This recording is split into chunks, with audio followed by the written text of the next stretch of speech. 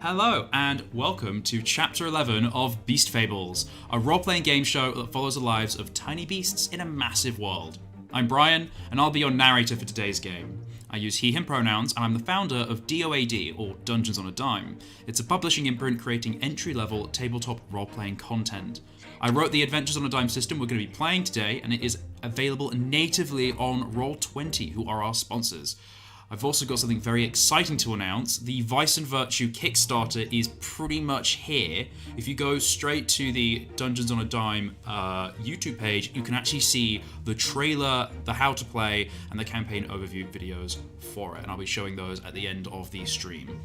I just want to introduce, I think, to start with, our three wonderful players, Ver, Atlanta, and Fraser. So I'm going to hand over to Ver to introduce themselves.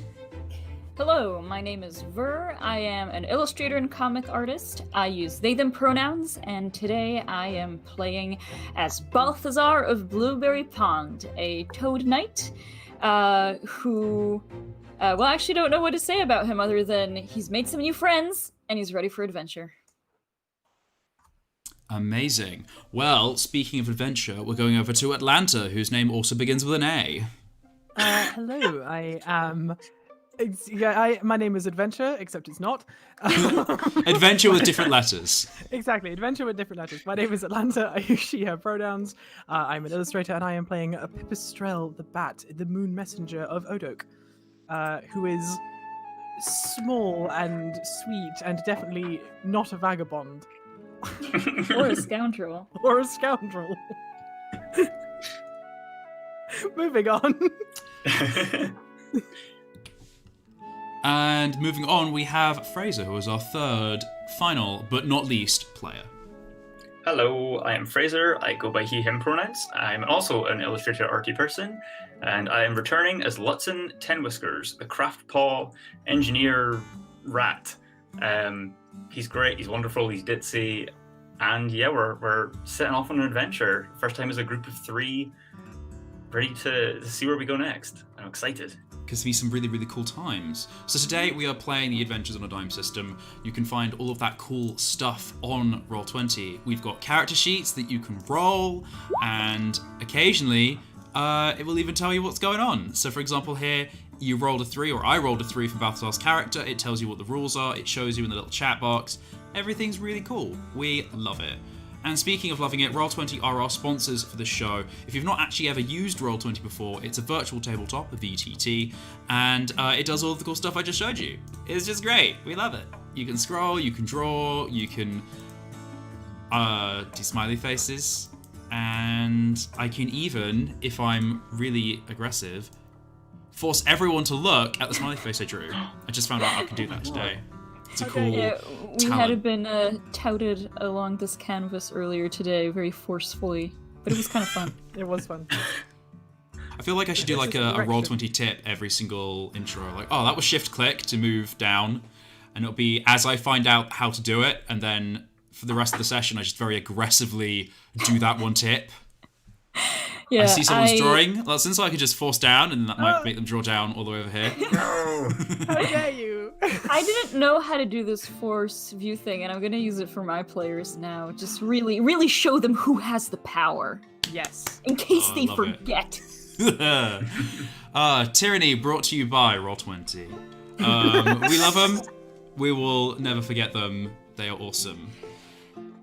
So, Atlanta did the amazing Chapter 11 screen art day that you saw for the starting soon / kind of page It is overview. so delightful, Atlanta. so It's so sweet. wonderful. They're such good friends already. So, as per our pre-established internal rules, Atlanta is abstained from summary duty today.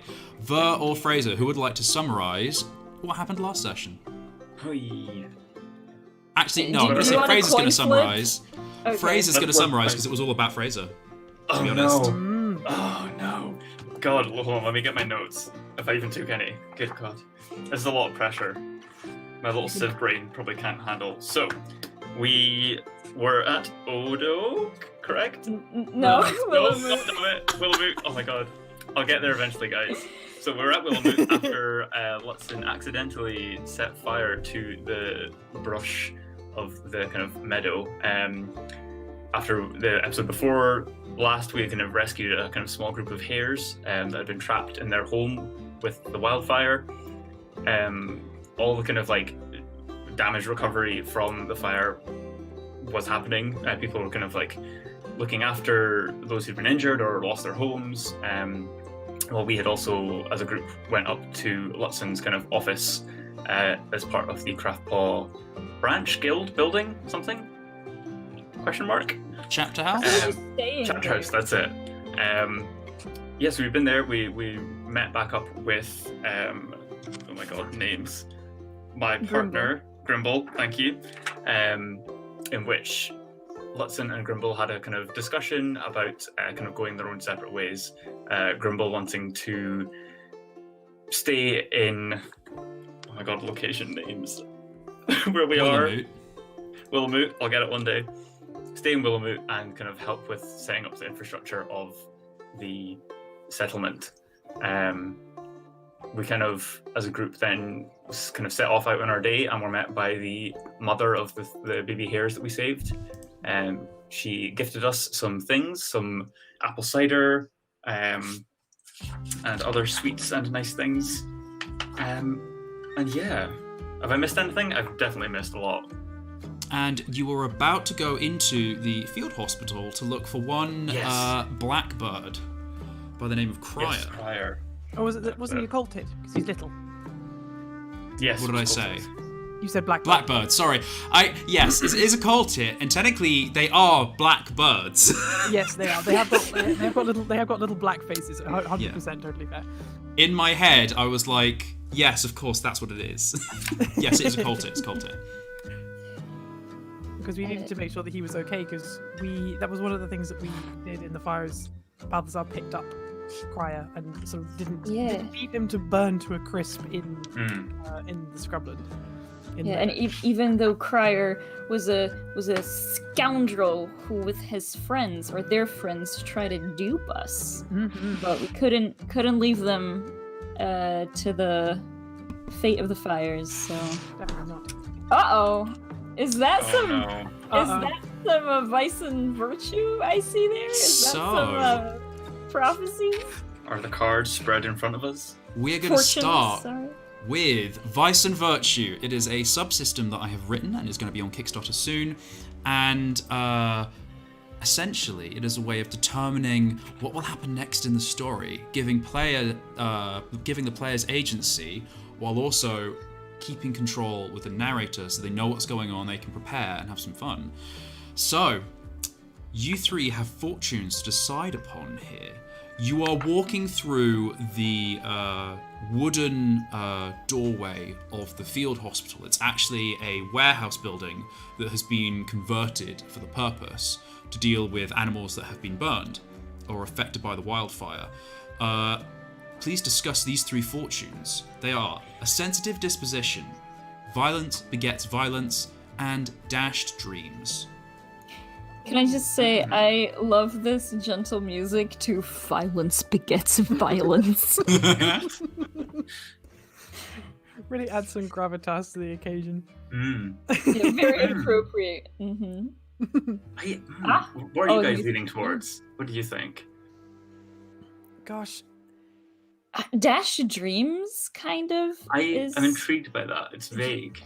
Me too, because, like, whose dreams? Because, like, violence begets violence is broad, but could also be kind of about, could be about the fire, because, while obviously, like, no one was being beaten up during the fire itself is quite a violent thing.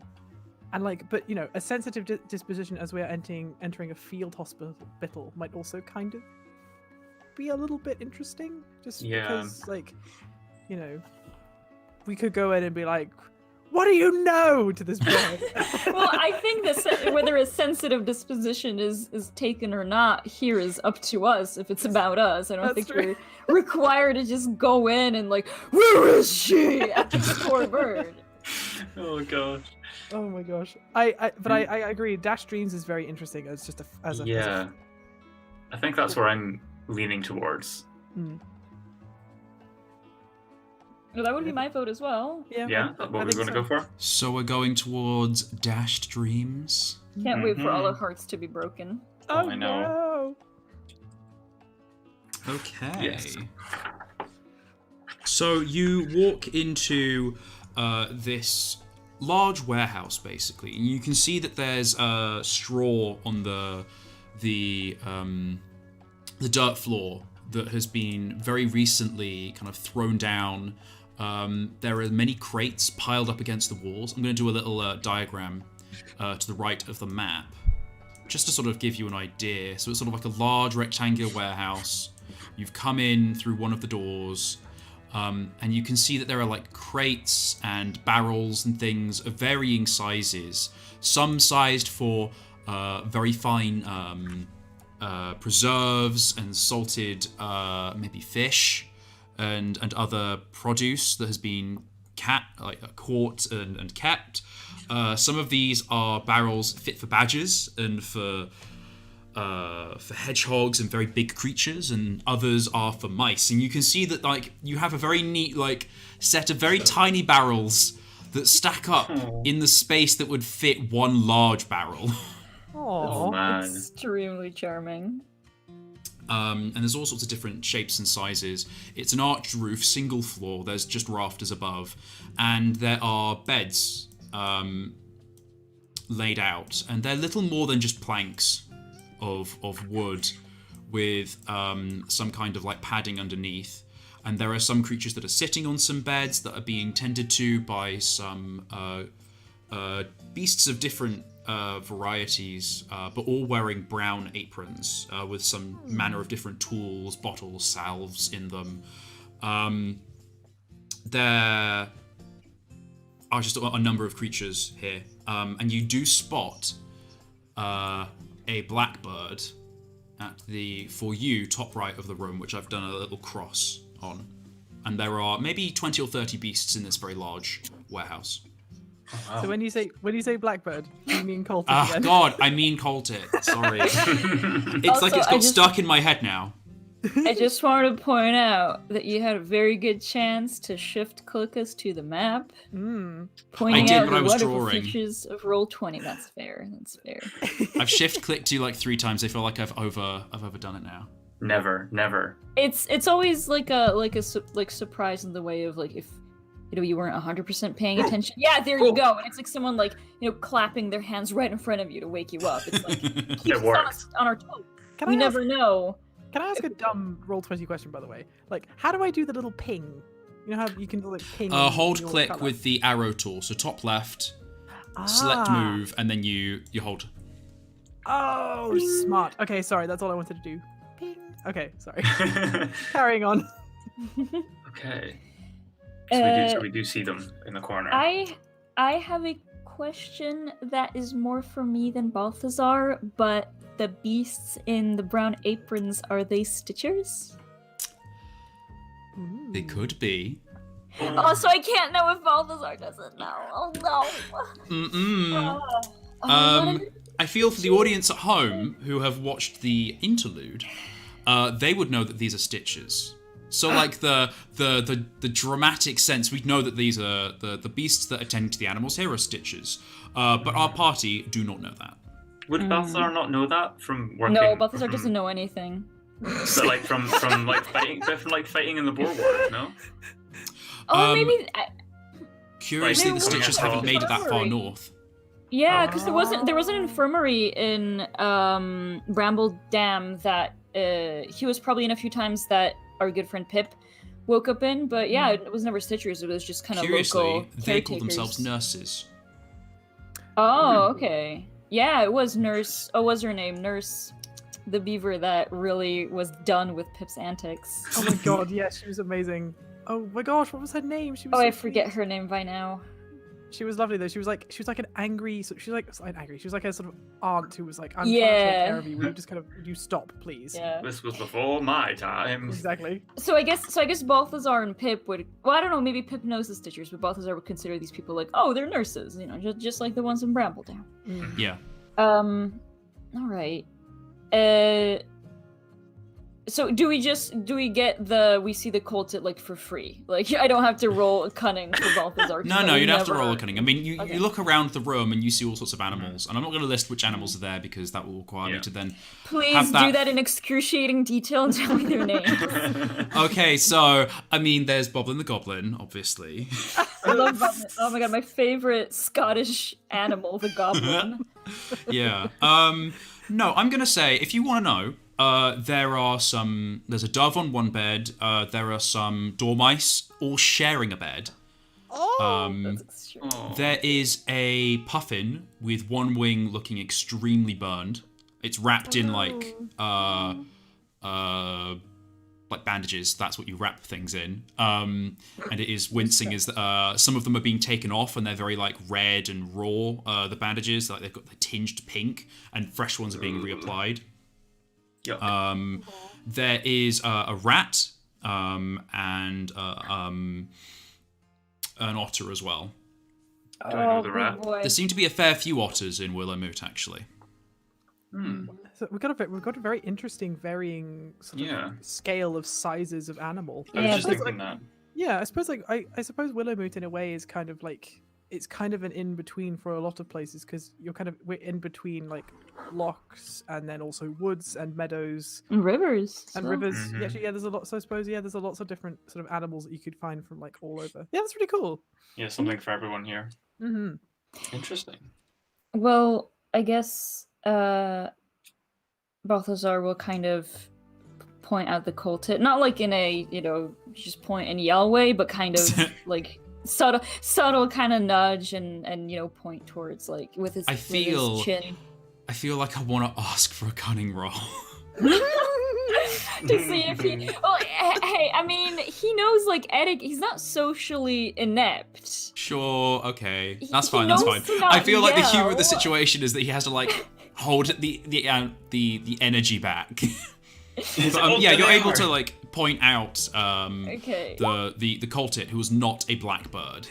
He makes Oh, an excited no. toad squeak. I got a 2. So do I make a like?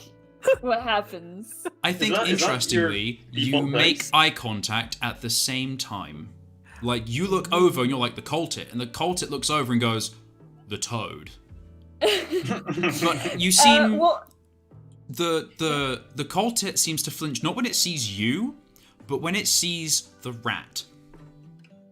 As in Lutzen, As in the me? rat, or Yeah, the other Lutzen. rat in the room. Okay. The other rat in the room. Yeah, that Wait, famous.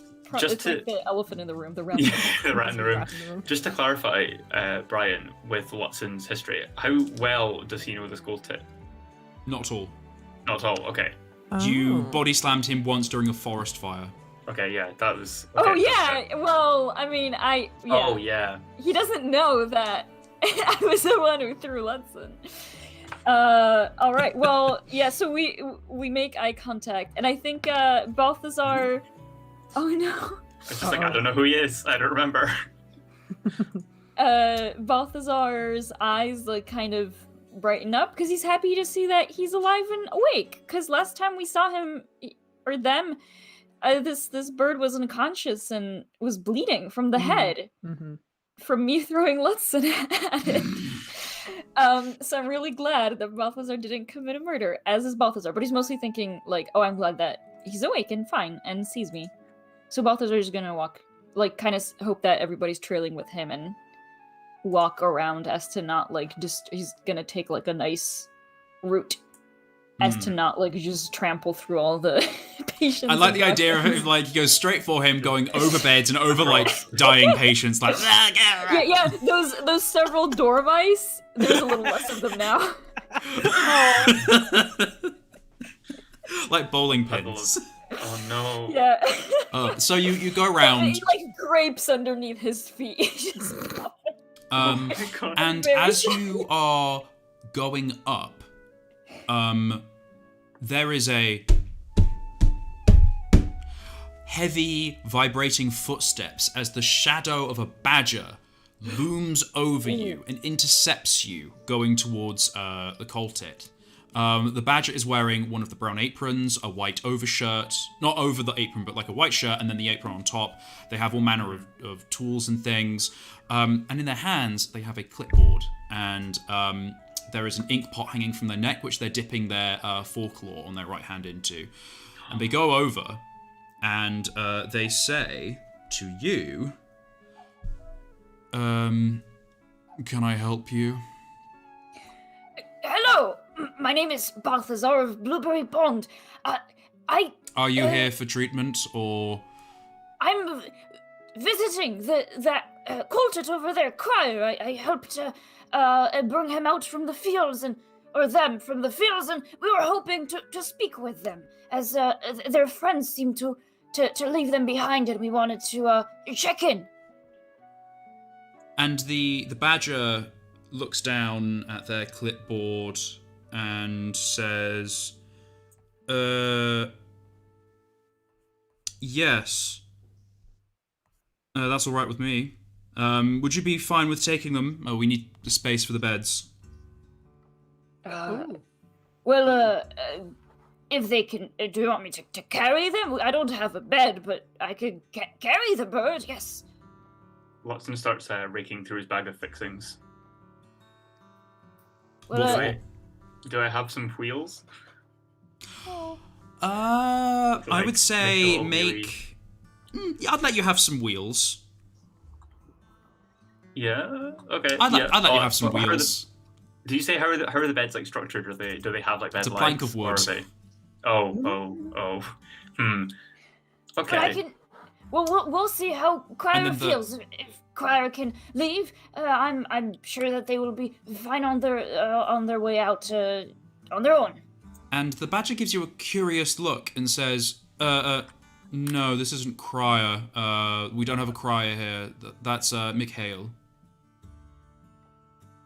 And sort of flicks through some paper and goes, no, we haven't had a Crier through the hospital today. Or yesterday. Was Crier using a false name? Yeah, presumably. Well, Balthazar.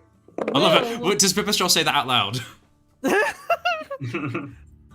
No, she wouldn't say that out loud. But I think that was she would think that she'd look to Balthazar, to the badger, to the bird, to the cultist, and be like, the bird. Well, Balthazar will kind of think for a moment and say, "Oh, they were part of a troop. Maybe it was a stage name." That's a good point. I think Pip would answer Balthazar. Glancing over, is it definitely the same bird? Definitely the same bird. Interesting.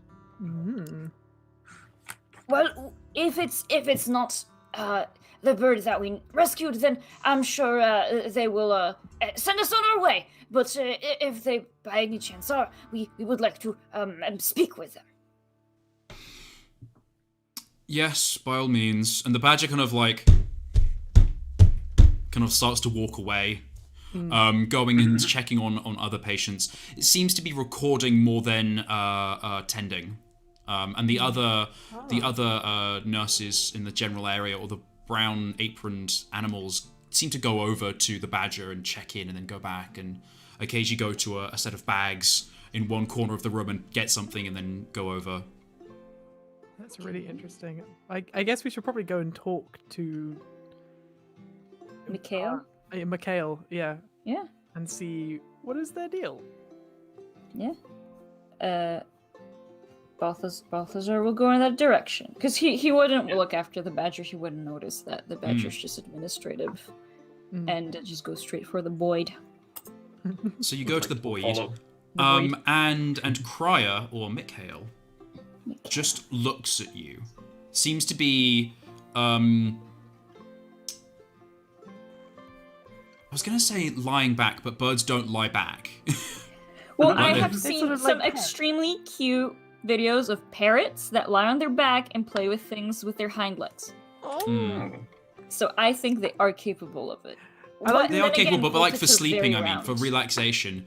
Oh. I feel like, so, sitting Stooped down. yeah, Yeah. Crier is sort of like stooped on, or like like nestled, loathed. Aw. You know what I mean? On the Yes. yeah, roosting on the table, and seems the to bird kind of thing. like be retreated as small as he can get, and seems to be regarding you coolly.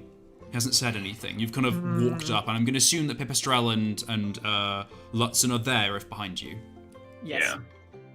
Well, perhaps good for us that with Balthazar's new job as a warden, his trait is that he has an unthreatening demeanor. So he walks up. I mean, the Colts. Oh, I didn't. It was the other one that I threatened. This one just flied away. So he doesn't know that I can be menacing. I mean, unless someone else would like to take it, like step in front of Balthazar. Balthazar's ready to go up and talk. But if someone else would like to intercept, please feel free to. I think it I definitely- feels right. Yeah, I definitely want Balthazar to go first because I think Okay. Pip is going to see how Mikhail reacts to Balthazar, and then sort of make a Balthazar's like reading Mikhail judgment. while Balthazar is the face. Okay, cool. All right, so Balthazar will kind of walk up and seeing Mikhail kind of become a loaf. I don't think he notes like where it might come from. He just assumes that Mikhail is tired or whatever. So he will say, hello again. I'm glad to see that you are awake. You probably don't know or don't remember unless someone told you, but we carried you away from that terrible fire, and we weren't sure how well you are, but it's very good to see you all in one shape.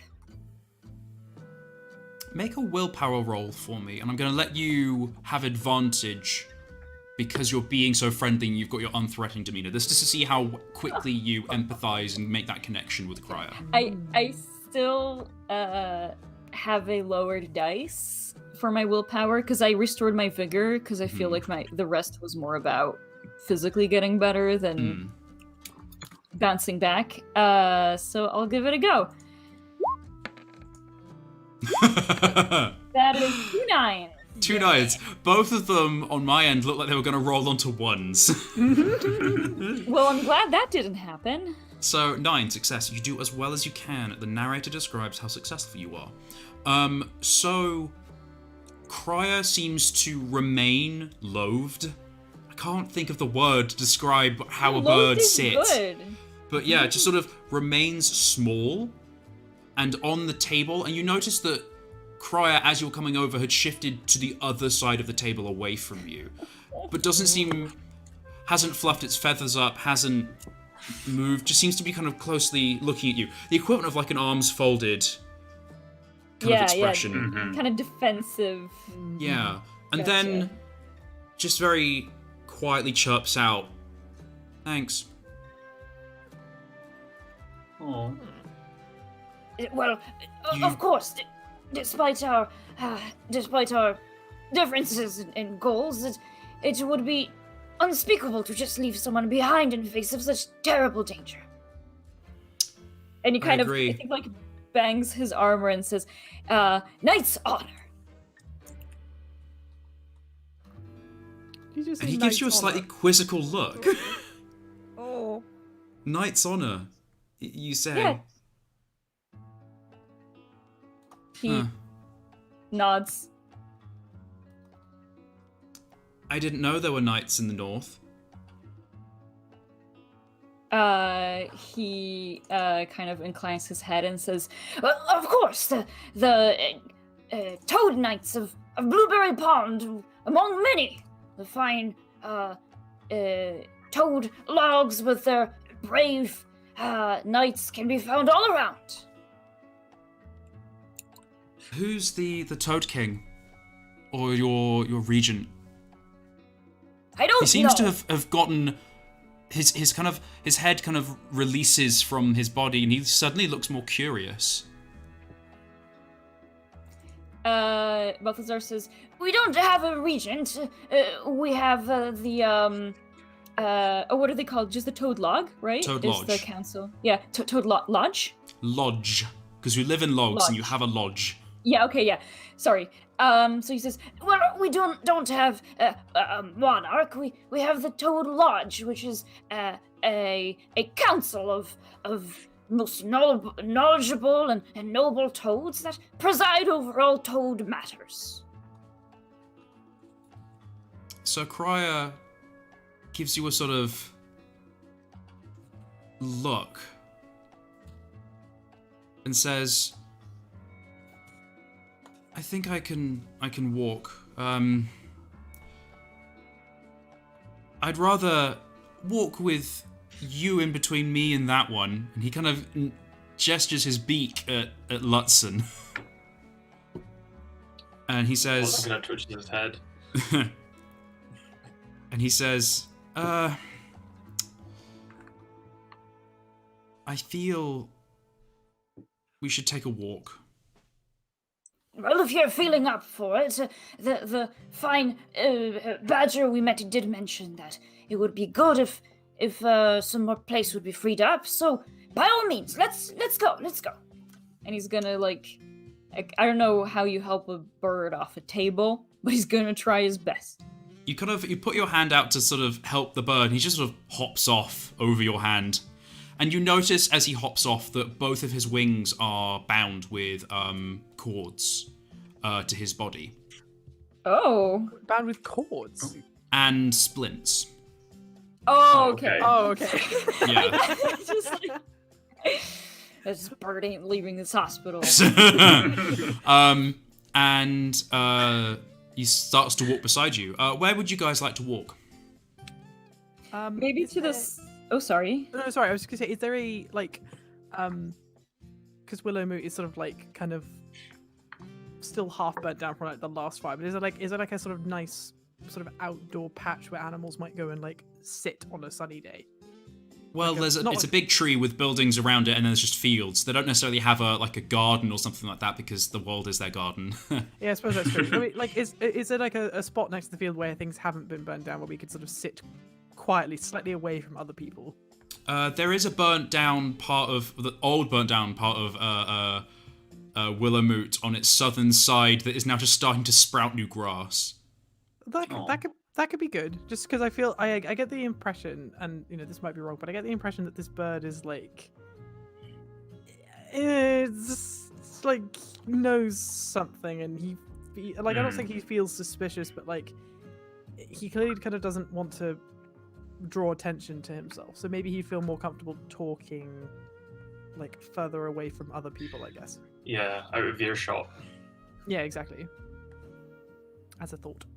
So you go out to this patch of blackened, and now with the wind and with have creatures having moved over it, it was charred with ash and kind of blackened soot, and there's now streaks of brown through it, and there's occasional splits of tiny green shoots from the ground where little surviving roots of grass have stuck the little leaves back up out. And you sort of sit and are looking down over a gentle decline of a hill towards we'll say like Loch Ard, which you can see over the horizon of trees in the distance. Would we be able to see the horizon? There's trees in the way. Is it higher up? It looks like I feel like you're at the same height as the trees. Like Willamoot is high up, Loch Ard is low down, so you're able to look down. Gotcha. Yeah, and then sort of like over here is the horizon of the trees because things go back up over here. Gotcha. I see. Sorry. So pretty. But like Loch Ard is like a thin sliver of flickering light on the horizon. It's not like, oh, there's a large lake. Yeah. Beautiful. And so Cryer sits down and he's kind of looking at you. I'm actually going to say he's posing on one foot. You know how birds do, where they sort of like balance on a foot. And he's sort of like looking at you, Balthazar. Like expectantly, as we're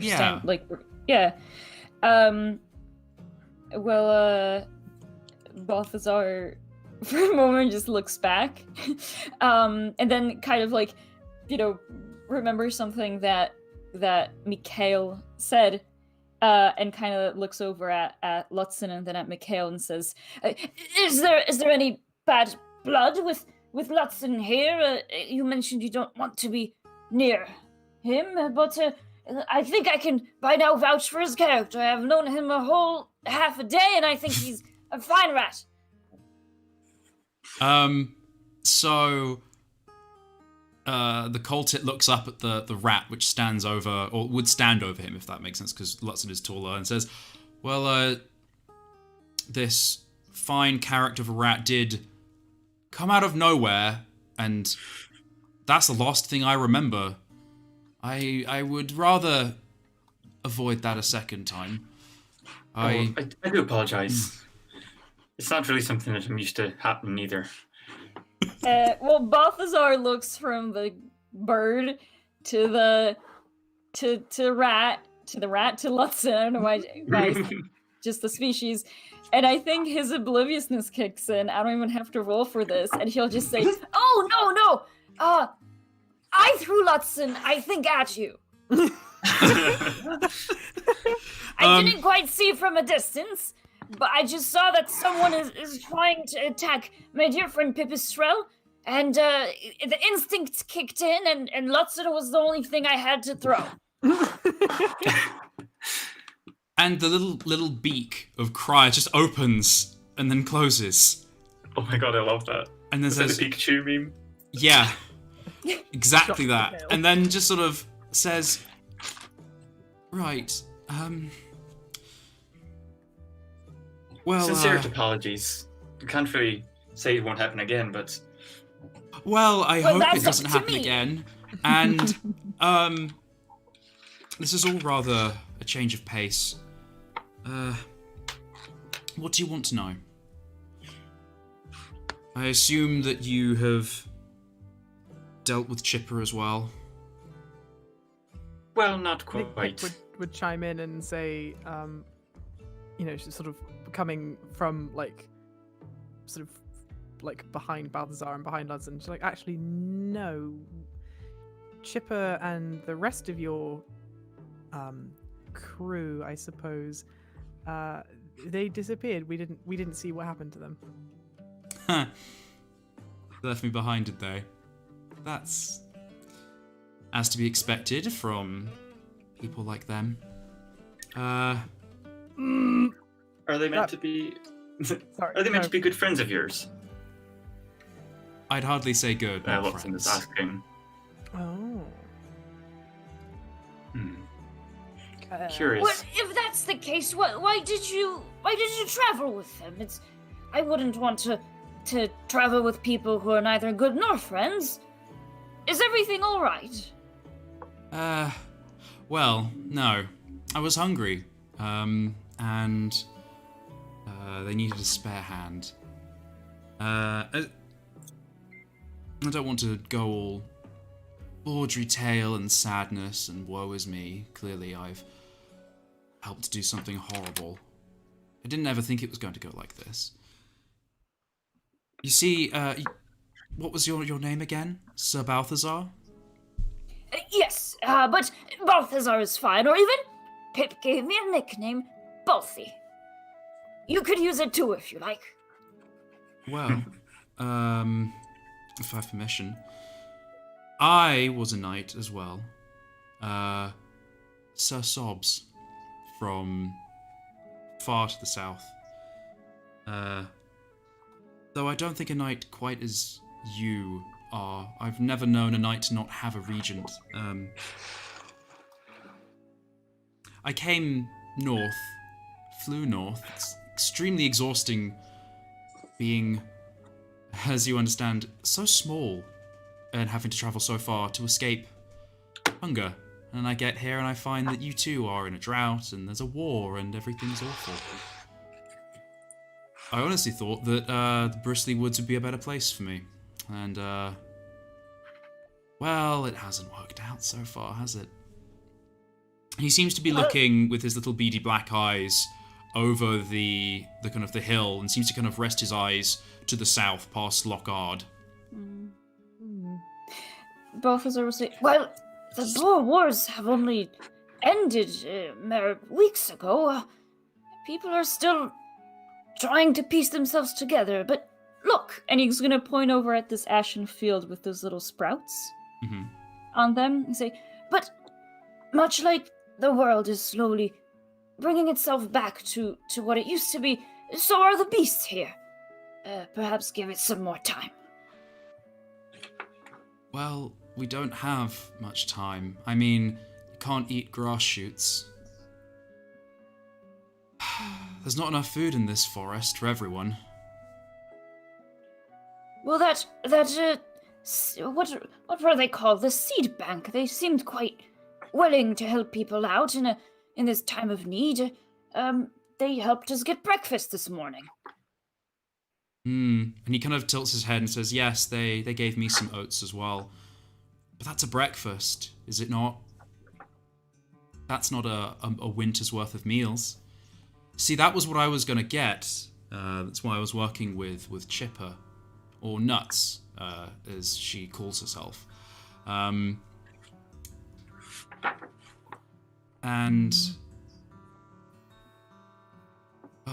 he sort of looks again over the horizon and says, it would have been so nice to have a full belly this winter. These knights that you belong to far in the south, you said that it was hunger that you were escaping. Did the hunger take everyone else? Or did it just...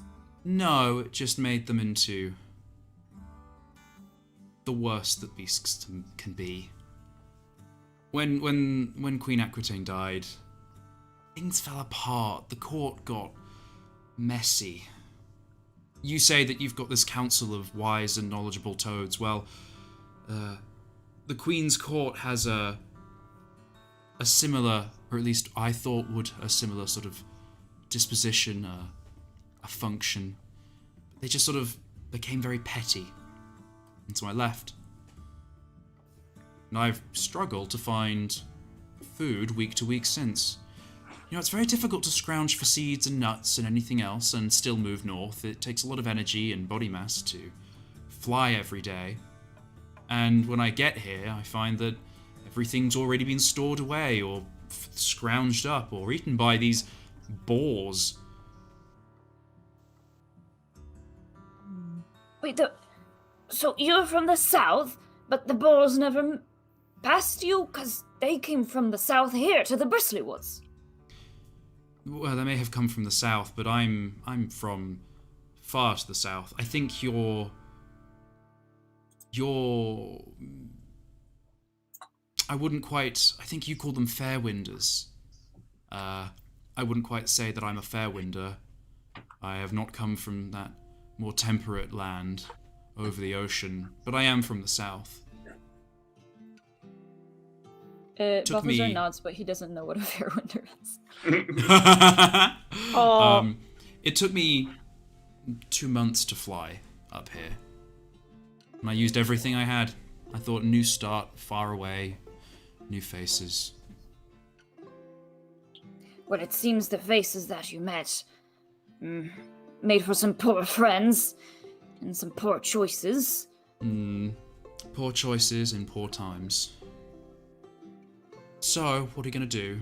You gonna take me to justice? Bring me to the Crown Court? Are you gonna execute me? But what?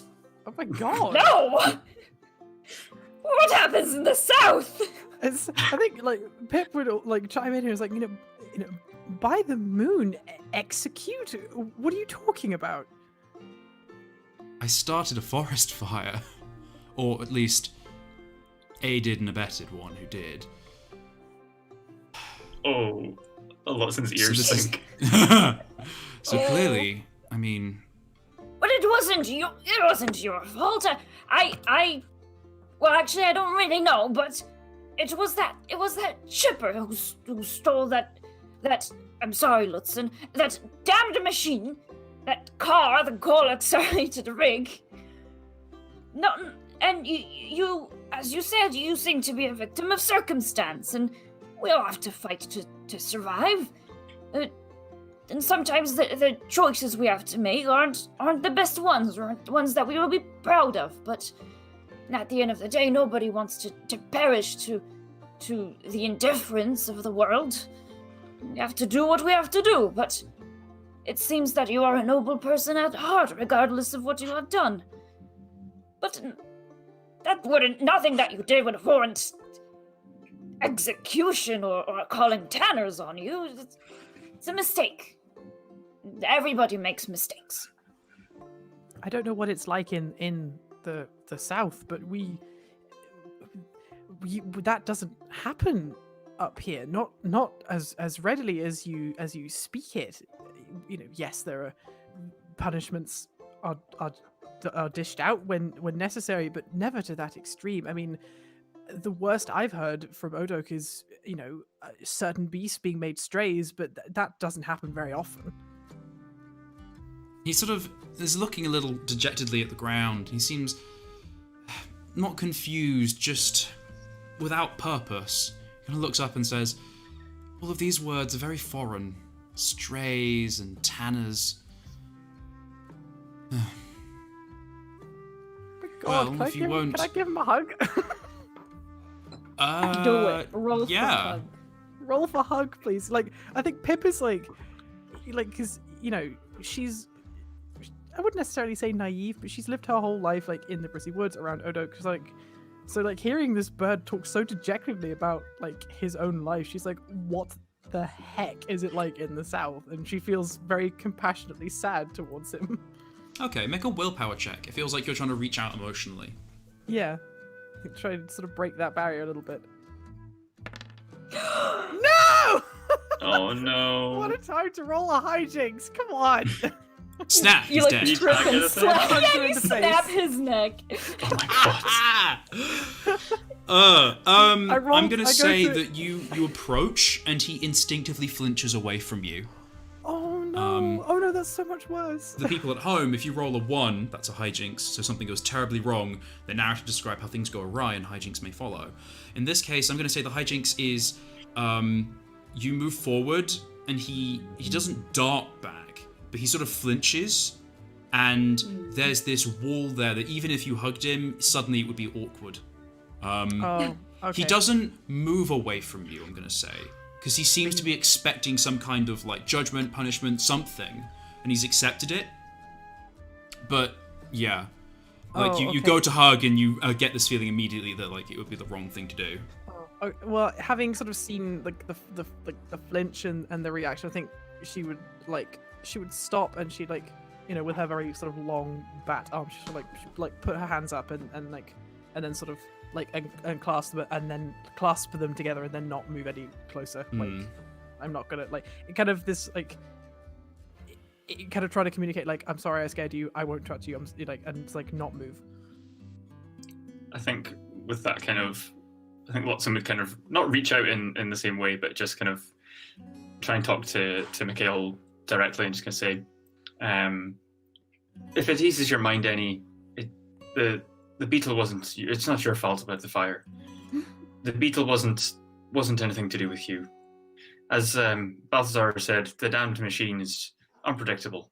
It's out of our hands now, and it's not your fault. If it settles your mind any. He seems to mull on it. He hasn't quite digested that information, but he seems thoughtful about it.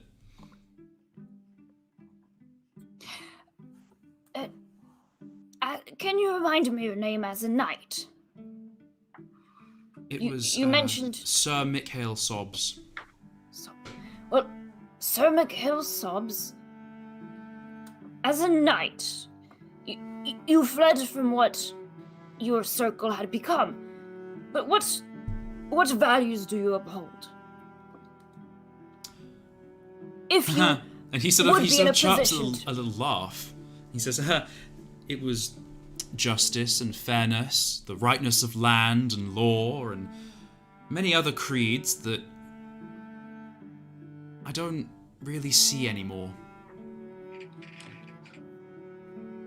Well, I think that's the thing with creeds is they're not just upheld by one, but by many. That makes them real and so much easier to uphold. I don't know what you can find in the south of the Bristly Woods, or in this midst of Bristly Woods where we are. I haven't ever traveled so far, but if you would seek to uphold such vows of knighthood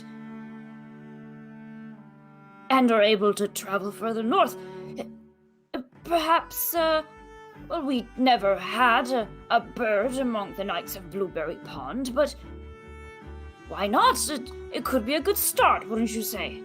A flying knight of Blueberry Pond. Now that would be something, wouldn't it? He seems to be thinking about it. And not saying anything.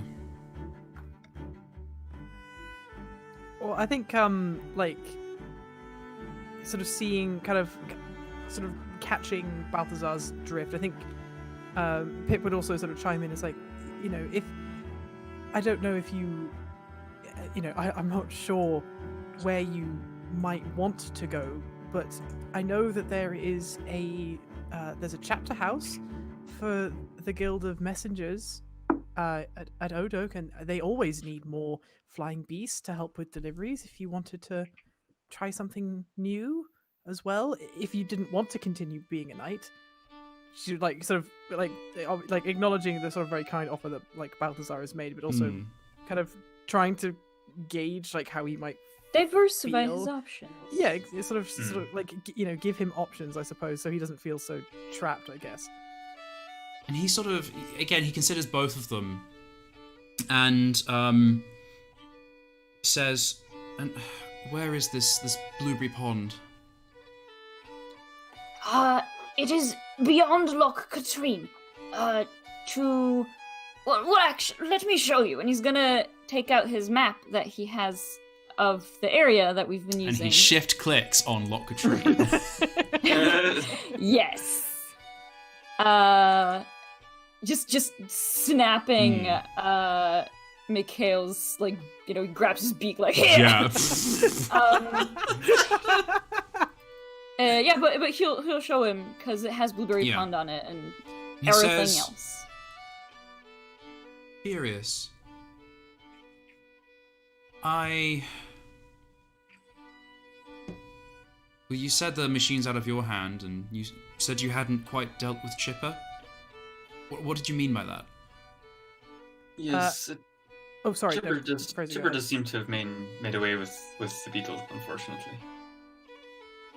Well, it's out of my claws. Do you happen to know what direction they'd be going? Well, I would say I would describe my work for Chipper as subcontracting. I served know what for that her means. and worked to get a portion of the profits. Sorry, you said something, Ver? Balthazar said, I don't know what that means. I worked for her and was to get a portion of the payment she was to receive. See, she has a journal. She guards it very carefully of work things, and someone wanted that strange thing that you'd made very dearly. The only glimpses I've ever seen of that journal were here. He gestures with his beak somewhere on the south of Loch Katrine's bank. Oh. I think Lutzen will kind of take note. I'd probably inevitably forget right away, but could he take a little something out Oh of my his... god, you write it on your kit arm, go and and then mark as it? you, like, turn away, you smudge it. Yeah. Or could I like find something in my kit to mark it on the map? If you wanted to. I mean, he does a little score with his beak, so you have a mark. Yeah. Okay, that's fine. But he kind of marks it on the map, and he says, and she once mentioned someone by the name of Yeep Grainpaw. Yeep Greenpaw. What was the name, sorry? Yeep Grainpaw. Green. I've never heard a name like that. Sounds like a names that rats give themselves, but I've only ever met 2 rats, so I might be wrong. Can I tell if it's a rat name? It's not. No, it's not a rat name. Because they follow a very strict convention, and it's not. Well, that egg you on know. my face. What kind of egg? Never mind, doesn't matter. It was like drown you. It's dicey territory now. Yeah. You don't ask a bird about their eggs. It's very rude. I think sort of Pip would kind of, because like she spent like a lot of time with Chipper while Balthazar was away before she went looking for Lutzen, like trying to figure out like what Chipper was doing. I think she would kind of be interested in like probing Mikhail maybe a little bit more, just, and would ask him, you know, so you had a vague suspicion, or you vaguely knew who Chipper was working for, and you speak of this journal and being paid in food. So where did you come into the employ of Chipper? Where was Chipper from? Who was she Well, going I met back to? Chipper in Bramblefork. He sort of points at the map here. It says, I was flying north. See, I've flown these woods. There's a lot more on your map to the south and to the east here than is shown. I've flown over Fort Ard and, you know, past Willowmoot, and I met Chipper in Bramblefork. See, it's not the nicest of places, and I was begging. I'd run out of dried food, and well, this whole wood is war-torn, a mess. I wasn't sure what to expect or what to do. So I thought I'd fly further north into these higher lands and see if there was somewhere I could work or employ. But I was begging for food, and Chipper said that she'd feed me once I worked for her, and that she would be able to pay me enough food to last this winter and the next. Did she promise that to the other cultists in her employ? Yes, they seem to be local. I seem to just fit the image. Oh, that makes Pip really angry. Because she hates Chipper. Like, Pip's like, you know, she's a bat. Like, she emotes very kind of heavily through her ears. So like her ears kind of snap forward a little bit, and she sort of goes, well, the more I hear about Chipper, the less I like her, and I hardly liked her to begin with. Ooh, sting. Snap. I think Lutzen's going to reach into his little packet of trail mix and kind of portion out some to give to Mikhail. It's very unfortunate this has happened to you. I'm really sorry, but hopefully this will help a little bit. I do feel partly guilty that you've become maimed, whether it be by my own hands or not, but, you know, nonetheless. I'll heal. This is mostly precautionary. I think it was the knock to the head that seemed to do the worst for me. But thank you. I'm not too proud to turn anything down. And he sort of packs it away into a little bag that he has underneath his wing. And the trail mix fits very neatly into the bag. Oh, I was gonna say, could I like have a look over his like fixings and stuff, like with tagging the structural engineering, just to check if there's a way to like improve the healing at all, or I would say that you are a structural engineer dealing with buildings. An architect knows nothing about splints. Like, they look solid. They look professionally made. You look at them, but I would say there's nothing you could do to improve them. Okay, fair. Balthazar will kind of, because I guess, much like to me, the thought might come to him of, oh god, what was his name again? Sir... Mikhail. Yeah, Sir Mikhail Sobs. Sobs. Sir Mikhail Sobs, do you... He pauses and he says, I think I'd prefer Crier. Mikhail Sobs is someone else. Oh my god, my heart. Alright, Crier. Do you at all... We might be perhaps thinking, I don't know, but whether we'd like to tag after this shipper and the machine. Would you at all desire to tie up those loose threads, or are you cutting that off here and now? I think I'm severing them, if it's all right with you. I was expecting a court and judgment, and, well, I guess you're my court and my judgment. I think it's best if I leave Sir Sobs behind. I think I've tried to drag that too far north with me. Maybe I'll go to this blueberry pond and see toads. There are some toads in the south, but they don't look like you. They're a lot smaller. You say you're a toad. You're very large. Oh, you have not seen large toads yet, my friend. Oh, You go to Blueberry Pond and you see our finest knights. I was knighted still relatively young after my master was struck down in the war. So for all intents and purposes, I am actually considered a small toad.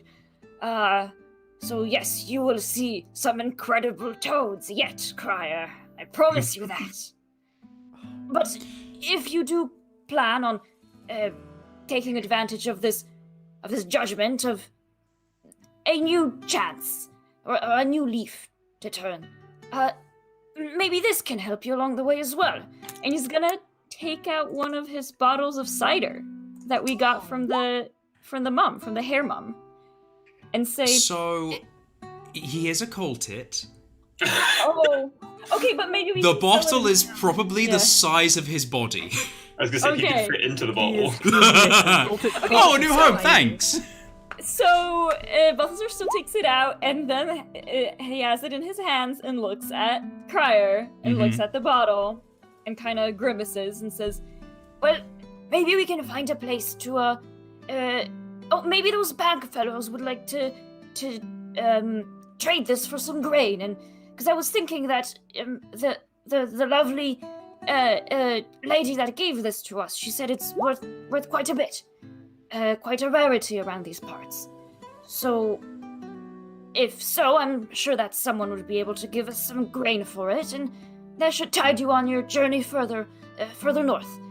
Because while I feel like I can vouch for Blueberry Pond, if it's not something that you would want to stay with, at least whatever we can get for this bottle can probably last you for any further searching that you may find yourself needing to undertake."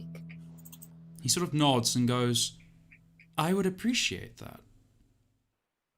And he goes, "One night to, well, I would say one night to another, but thank you for your honor.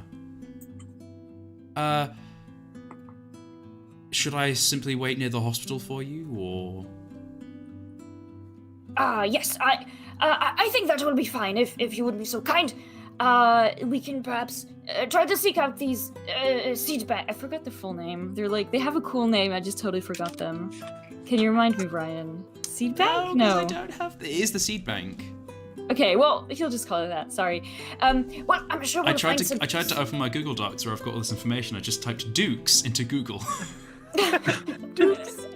Well, I'm sure we'll find some seed bank fellows and come back to you promptly. I am a fantastic negotiator. I'm sure we'll get you many a grain to last you the journey. Okay, so I'm gonna say that he'll stay near the hospital while you go look for the seed bank that I've almost got the name of. There's the Landstriders, the Orbeaters, the Stone Stackers, Seed Sprout Bank. Seed Sprout Bank. I knew it rolls off the tongue, and I couldn't remember what the alliteration was. Seed Sprout. Wonderful, thank you. Also, I mean, does anyone else want to? Sorry, because we just kind of had Mikhail or Balthazar talking to Mikhail, or sorry, Crier. But I think does anyone else want to bring anything up? Sorry. I think it's been interesting, I think I obviously can't speak for Lutzen, but I think for Pip it's been interesting to kind of watch Balthazar talk from knight to kind of former knight, and also considering how Balthazar kind of came charging into that whole sort of fire fiasco and was angry and stuff. It was nice to see him be his lovely Balthazar self and be kind of sweet and kind, just the goodest of good boys, just wanting to help everybody. His friendship comes through once more. Exactly, very important. I think for Lutzen as well, he's kind of, I don't think he has any hard feelings at all. It wasn't directly Mikhail that stole the device, and now he knows the intentions were never bad, and it's a lot of his invention things are kind of perishable. They're not really meant to last, so I don't think he feels too precious about them. Yeah, he's fairly neutral. Pip's problem was always with Chipper, never with the birds. Yeah. He's just glad that there's some sort of resolve. Yeah, so I think I want to help this bird. Gonna help this bird. So, tell me, you're going over to the Seed Sprout Bank. So I would say you'd probably go back to the Bent Branch. Sure, and yeah. There'd probably be some kind of representative around there that you could look for. Well, did the hedgehog who ran the kind of she ran the actual inn. She wasn't. Or the hostel, yeah. But then did she not know who gave the seeds to them to resupply their stock? Could we ask them just where we would find a representative for, or who they are? Mm-hmm. Yeah, we probably could. Yeah. It's an easy in. Yeah, someone will know who the representative is if they're handing out food. That is also true. Yeah, they just got a big sign on their back, Seed Sprout Bank representative. Yeah, the logo and everything. Yeah, it's the customer service assistant. Yeah. Customer service. So through asking some people, can we find the representative? Yeah, so you go back up to Two Tooth. Her last name was Two Tooth. I'm trying to find her first name because all of my notes are just one massive piece of paper, which gets bigger.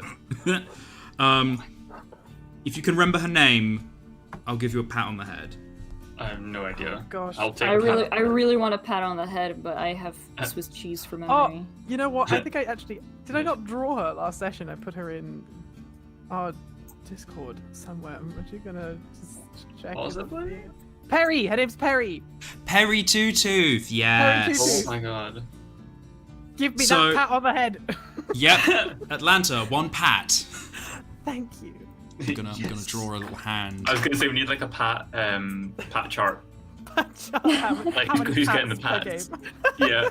Well, see, we have these little heads of our characters, so we could just. I'm drawing under Icky Lucky right now. Well, actually, you just can see have, here like, that there's a diagram. Oh, see, okay, yeah, I started drawing the same, just kind of like a hand thing. Let's go back to Is this the a chart? Pat. It's a chart that moves. It hovers over whoever's in the good books. Mhm. But that just makes me think in like Final Fantasy games, there's that cursor that's just like a hand. Mhm. Maybe not Final, but there's a JRPG or something where there's just a hand that's going up in like this kind of just a cursor that's like fingers and a hand, and you can click at people. So I imagine it's Got like you've got the Sims diamond over your head. Yes. So you go over to Perry Two Teeth again, who is busy at the bar. It's still morning. It's only been maybe half an hour since you last left, and she kind of looks up from a pile of wooden bowls that are gooey and sticky with thick porridge, and looks up and says, "Oh, well, you finished? So you want some more? I can probably wrangle you some." Oh no, nothing about that. We're actually looking for the seed bank, the seed sprout bank. Do you know where we could find somebody to talk to about? Oh, yes, I'll I know just the right man. Well, I say the right man. He's quite useless. She kind of turns around and then just yells out for her brother, who I also have the name for, and it was right in front of me, Booker. And she just goes, Booker! Walker. And just howls it out, and then the same hedgehog who served you last time waddles out from behind the bar, like not behind the bar, but like the kitchen. You know, do you know what I mean? Yes. Yeah. Like, there's a bar and there's a door Counter. and there's a kitchen behind the bar, but it's not anyway. So walks out from the kitchen, and he kind of goes from the other end of the bar, "What?" And she goes, "There's folks that want to speak to you." And he's like, "What?" And he kind of waddles over and says, "I can't hear you." She goes, "There's these animals, and he's going to speak to you." And then Booker says, "Why is you? Oh, hello. Oh, did you like the porridge?" Yes, it was delicious. We were just curious. We have some things to trade in for some resources for a friend. Will you be the best person to talk to? "Oh, no, you want barley for that? Let me go get your barley. Follow me." And he leads you Very through well. a kitchen, which is full of adolescent hedgehogs. Cooking, prepping, stirring vats of porridge. Some are chopping up dried fruit and bits and bobs. Some are organising boxes. Some are like carrying barrels of water. And they're all sort of, as hedgehogs are, kind of hunched over doing their tasks. They're all waddling everywhere. And the floor is littered with quills. Oh no. That's so cute. And they're sort of like swept. There's a couple of quills here and there on like main walkways, but the rest are sort of swept underneath furniture and cabinets and stuff like that. Oh my god. It's like if you lifted all the furniture, there'd just be like a negative imprint of where things were. Yeah, Like a exactly. ready-made floor plan. Like I'm there's a just thinking of, shadow. like, cooking hygiene is Oh yeah, really bad here. it's like a kitchen set up in like a barber. Like Yeah. hair everywhere. Oh god, that is so nightmarish. That is Vile. so nightmarish. Oh god. Fraser, that's So you horrible. walk through this out And to you got the quills out porridge. to the outback of the actual bent branch, and you see there's sort of a stable setup where there's sort of like an awning, a wooden what's the word? Not awning. overhang shed thing where large beasts can come in Gazebo. and sit. Gazebo. All right, yeah, wooden gazebo. And you can see that there is a large capercaillie, a massive Oh kind my of God. bird. Capercaillies are huge. Huge, it's huge. Sitting there next to some very large packs, and next to the capercaillie is a lizard. Ooh. And the lizard and the capercaillie are quietly conversing, except you can sort of hear everything the capercaillie's saying just because it's so large. And they seem to just be talking about, you think as you're kind of approaching like the fire, but they seem to be just chatting. And the lizard looks up and goes, "Oh, hello. So, you're back. Did you fetch the invoices?" And Who's he talking to? he's talking I think to the hedgehog. the hedgehog, and Oh. there are so many names, they're all falling on my head. Booker turns back Booker. to Barley, presumably, and says, "Oh, no, I've got you something better. I've got 3 beasts who want to speak to you about the Seed Sprout Bank." And the lizard sort of sits up languorously and looks over and says, "Hello, how are you doing today?"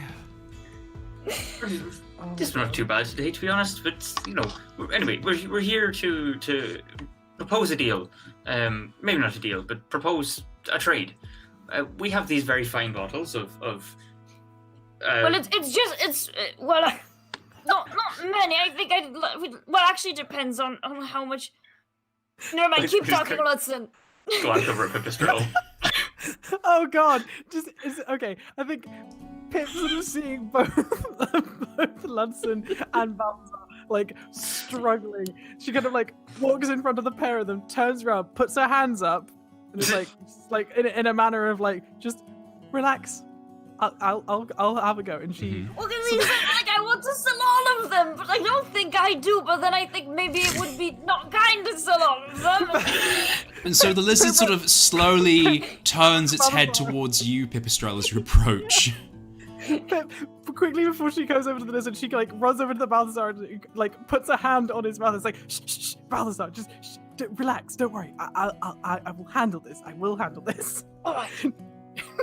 So she turns back to the lizard and says, "Oh, do forgive my friends. We are all very tired. We were up very late last night, and we were. I think the whole town was. And we helped in the fire, and I was hoping to talk to you. What is your name, please?" Asks the lizard. He sort of turns with a sort of slow smile towards Booker and says, "Oh, Booker, so rude of you not to introduce me. I am Barley of the Seed Sprout Bank. I'm a teller for the bank. I hear you mention that you'd like to trade. It's not necessarily why I'm here. I'm here to provide a sample of the services the bank offers. We heard there was hardship and happened to be here when the fire broke out. But I could do some trade. We've spare stocks to sell." Wait a minute. Sorry, just quickly out of character. They happened to be in Willowmoot when the fire sprang up. Oh. But they didn't know that Lutzen's Yeah. gonna The set first fire. fire No, to no. the meadow. But The there first was- fire. But the first fire. No. Oh, So, like, the first fire okay, was so like what months. you could read it as suspicious, because I think one of your flaws now is suspicious. It's overly suspicious. Over yeah. suspicious. So I think Pipistrel would think that. Yeah. Okay. Well, she's not gonna act on it, but like she's Conspiracy yeah. theory engaged. Conspiracy theory my engaged. God. Oh dear. Charlie Day actor. No, Oh please my do. god, I don't.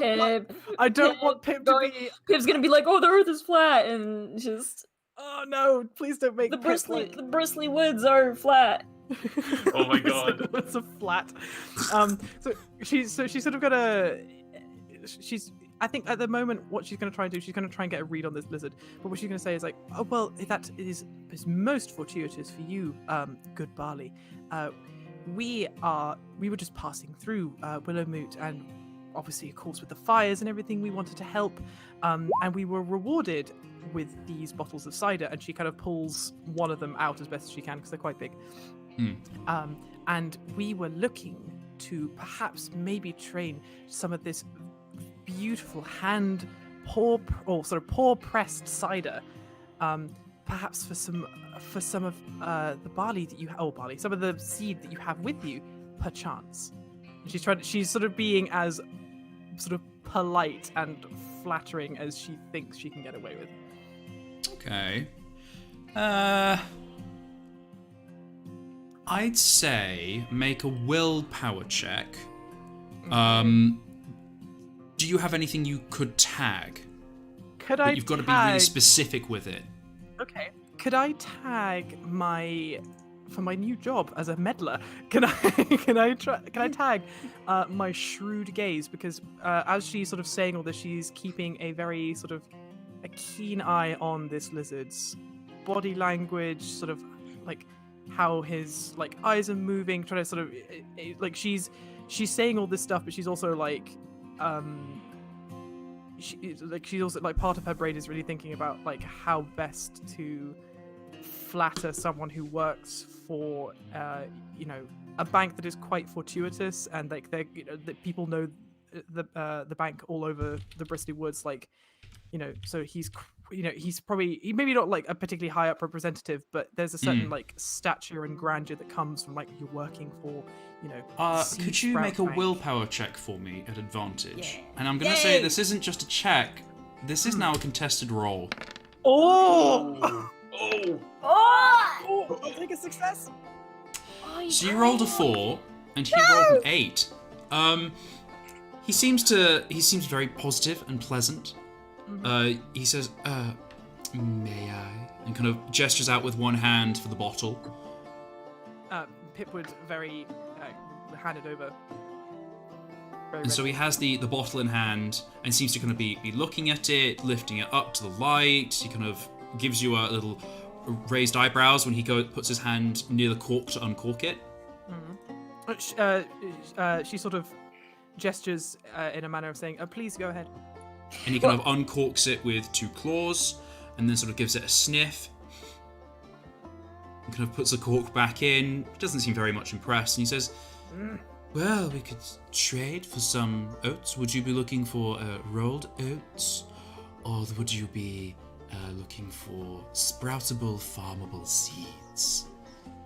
We have both in supply. Pip would sort of look round to Lutzen and Balthazar for their input of what we should trade for. I think Lutzen's going to kind of shrug a bit, like, I assumed birds could eat both, but I don't really know. Whichever one is tastier. Well, for tastier, I would say you would want the rolled oats, as they are a food, but you can't grow anything with them, so they are less expensive. They're the product, not the produce. Does that make sense? No. You are a rather interesting frog, are you not? Oh. I'm not a frog. I am a toad. The frogs are a fine quizzical cousins. Look. And looks up I'm at not the offended by you capercaillie. saying that. Well, He sorry, says- what did he say? He looks up at his friend, and he says, Teobad, have you ever heard of toad? Teobad is a very large capercaillie, just looks down and goes, no. They don't know what toads are? Well, I am a toad, and now you have heard me and of me. Good for you. I think Lutzen might kind of interject, but where do you both hail from? Where are you from? You've never heard of a toad before. Well, not that, no. He just pauses. No, I've never actually heard of a toad. Are they a kind of frog? You seem water-based. We are amphibious, much like our cousins, but you're fine. And he does a few squats and says, our feet aren't quite as long. We don't really jump, but we are sturdy and strong. And we are actually also poisonous. But in a he good defensive way. When you say that, poisonous, he goes, oh. Oh my How god! I love. interesting. It's a feature, not a vault. And he... Oh, The iFrog 12. How It's a feature, not a fault. endearing. Wow.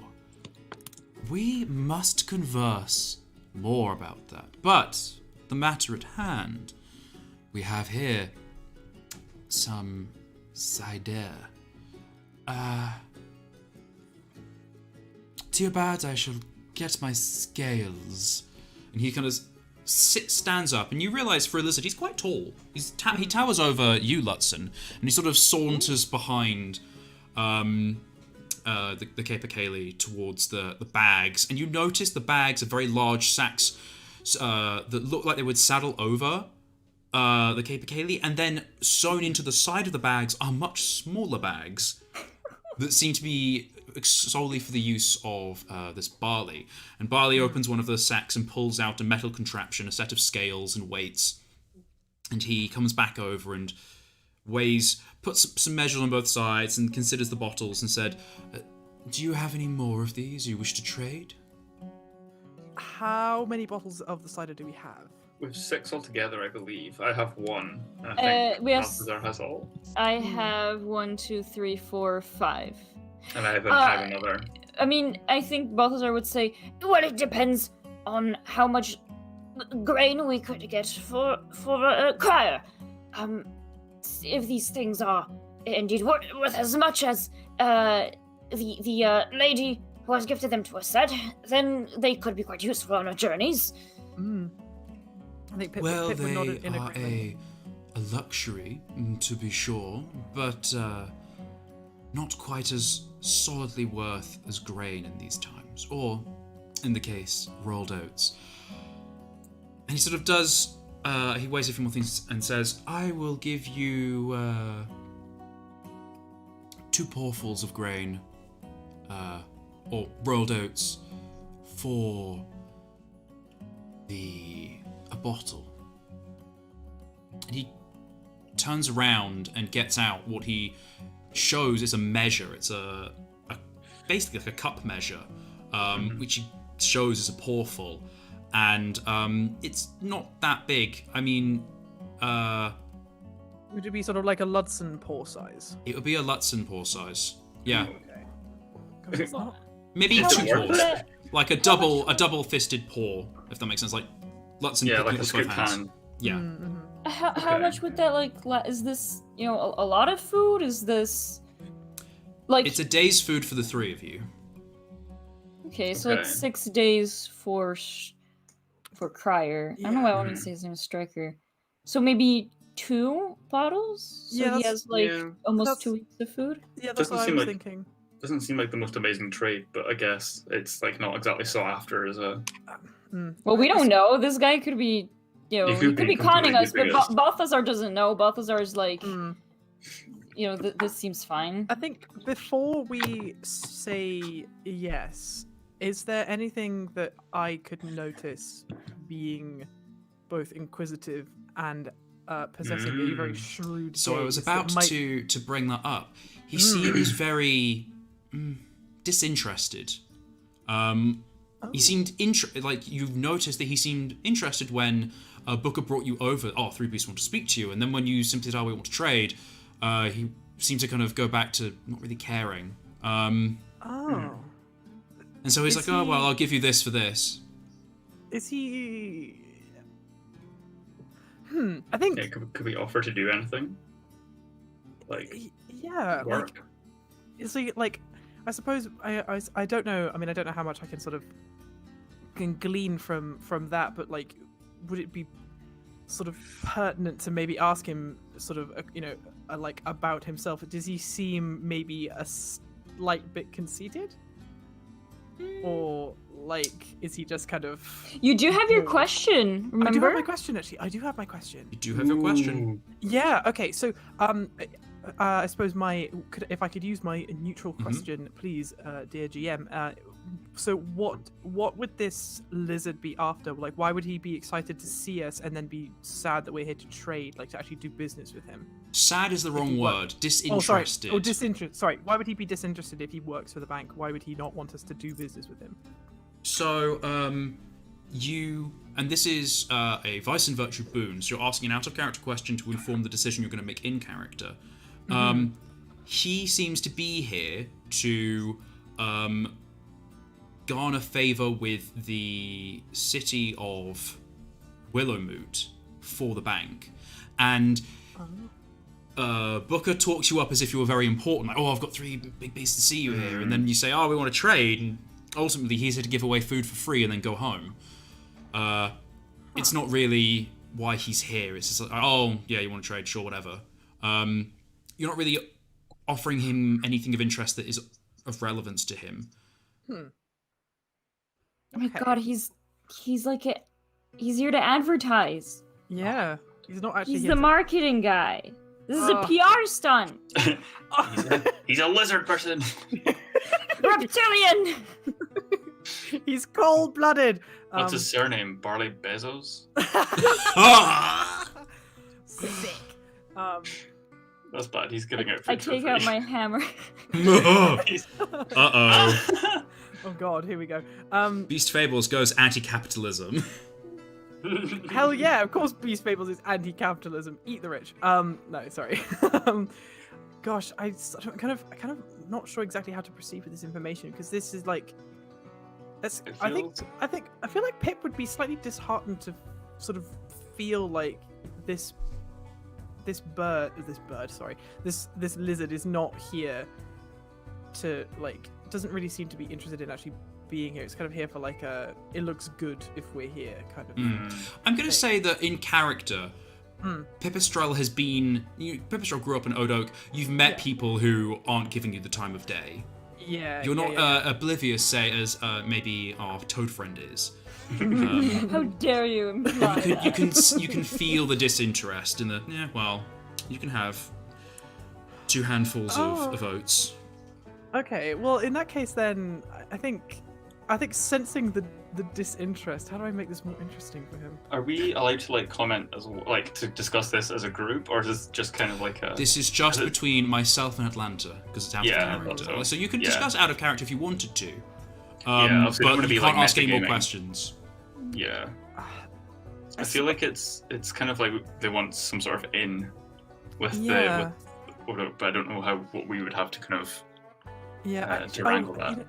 I suppose maybe kind of surreptitiously, I think Pip would kind of say, I suppose two portals per bottle. I'll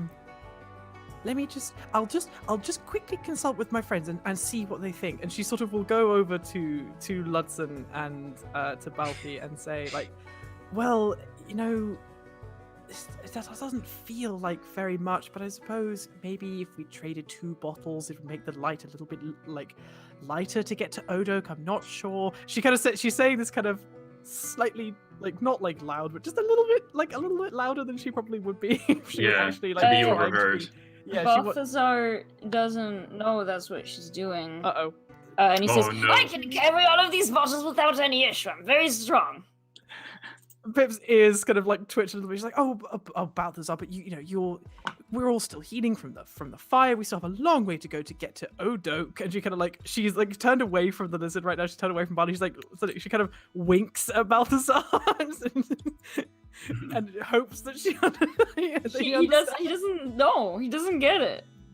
He just like looks at her like expectantly, like, is there a joke incoming? Like, what is the wink about? Oh. He's so sweet. I love him so much, but at the same time, oh my god. I'm so infuriated. What was that? He's saying, do you have something in your eye, Pipistrel? I don't know if the lizard is like listening or is at all interested in the fact that we said like Odoak. I don't know if he's even noticed the oak leaf on my tunic. Hmm. You know, Oh, you want to be like, oh, we'll could- advertise you in Odo, but don't they have a chapter house there?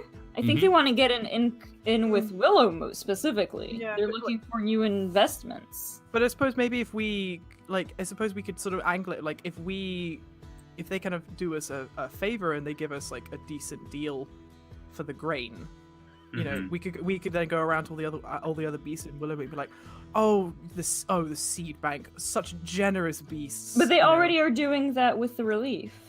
But like, I are don't they doing? think we have more leverage than like, Yeah. what isn't it? Penny? The Oh, hedge- Perry. Perry.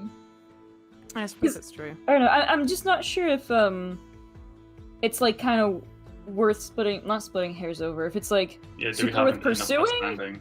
Mm-hmm. Because I just don't know if we have much to offer realistically, and then also like, I mean, Balthazar just wouldn't be into the idea of like, yeah, we'll advertise for you. Like he's just like, well, I don't know. Is the grain good? Was the price good? I don't know. That's fair. Yes. Okay. Fair enough. Point taken. I guess like, I think she sort of then just asked, well, what do you think? You know, should we take the deal? You know, how many bottles should we give? Do you think? I think Well- 2 would suffice. Freeze I us mean- up with a little bit of room. I mean, that and also, while these could be good for trading elsewhere as well, I mean, we could at least open one and you know try it as well. So I'd say realistically, we have 5 bottles to barter with, and well, maybe 4 bottles to barter with. Balthazar So says two- house party. There is no party like a toad party. Hell yeah. Oh. But yeah, so I think 2 would be some good supplies for Cryer, and hopefully should help him along the way. I mean, well, Nothing Pip, gained, nothing lost. Yeah, well, 2 bottles. Well, yeah, Yeah. we'll gain great. But Pip, you as a flyer, how long do you think it would take you to fly from here to Blueberry Pond? I think Pip sort of thinks for a minute and she kind of sort of stretches her wing out a little bit and says, well, you know, the wing is getting better and better day by day, but I think it would certainly take me longer than I would like to get all the way to Blueberry Pond. That's quite a far flight north. Well, I'm just wondering for how long it would take Cryer to fly there. Oh, I suppose as... Oh no, I'm not asking you to fly there. I don't know why I would have you do that. I'm as a flyer, you're able to gauge how fast flyers can travel. So I'm just wondering if these almost 2 weeks of provisions, if they will be sufficient for a friend. If it will take longer, let's do 3. If not, then 2 should be fine. Yes, with these bottles for grain. I think... You would say it would take you about 3 days by wing. Yeah, okay, so actually we'd be getting him, like, more than enough food. Okay, yeah. So, like, I think we should do the 2 bottles, because then we still have some left over, some to trade and some to drink if we want to try it. Yeah, Yeah. party. Yeah, hell yeah. Party! Party. Yeah, I think sort of Pip would nod and then sort of go back to Barley and say, we would very happily take your trade, and you know we are so grateful for your time, and what the seed bank is doing here is the relief. I'm sure is so great for those affected by these fires. As you turn back, he's already got the grain bagged up for you. Oh, that's very nice of him. He seems to sort of have it sort of by his feet, just ready. He seems to have heard everything you guys were talking about. Oh, okay. And he sort of looks up with a pleasant, I say pleasant, a wide smile. But again, as a suspicious person, I'm going to say you're reading this as, it doesn't reach his eyes. And he says, yes, thank you for your custom, and also, yes, of course, anything to do to help another beast out in these trying times. So genuine. This, And, That's Fraser speaking, not. Yeah. this lizard is sus. And he walks over Balthazar with thinks that's the sack of oats, a sack of rolled oats, and it's a sizable item. I'd say it would count as a carried item for any of you. Okay. To trade. Well, I have for 2 the 2 rooms bottles. from cider now. So. Then I'd take out 2 of your bottles and put in a sack of oats. Oh, okay.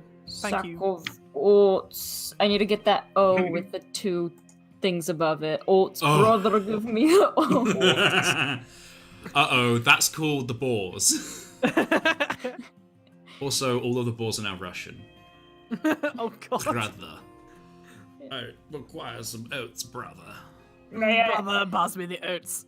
Brother, may I have some oats? Let's kill little beasts. Oh my god. Brother, where are truffles? Send me the oats. Oh my god. So, What's happened? picking up the pace a touch, you have required oats, and the lizard has taken the bottles and it's packed them away in the bags. You notice that the larger sacks for the capercaillie, one seems to contain has like a blanket sticking out of it and some other things, and then the other seems to just be oats. It's a massive sack of oats. And now you have got these oats. You have attained food. Wonderful. Food We have and large oats. Oats We have- for we our have- brother. we have oatage. Oats for the comrade. Sorry. We should probably go and give them to the bird. Yes, we were Yeah. going to give them to Cryo. Balthazar will just think Barley and say, we might be in town for at least another 25 minutes if you ever want to discuss toast. He gives you sort of a quizzical look and goes, sure, All right, swing on Well- by. Oh my god. if Varda, we have the time. I don't think I give you enough credit for just how incredibly funny Balthazar Yeah. is.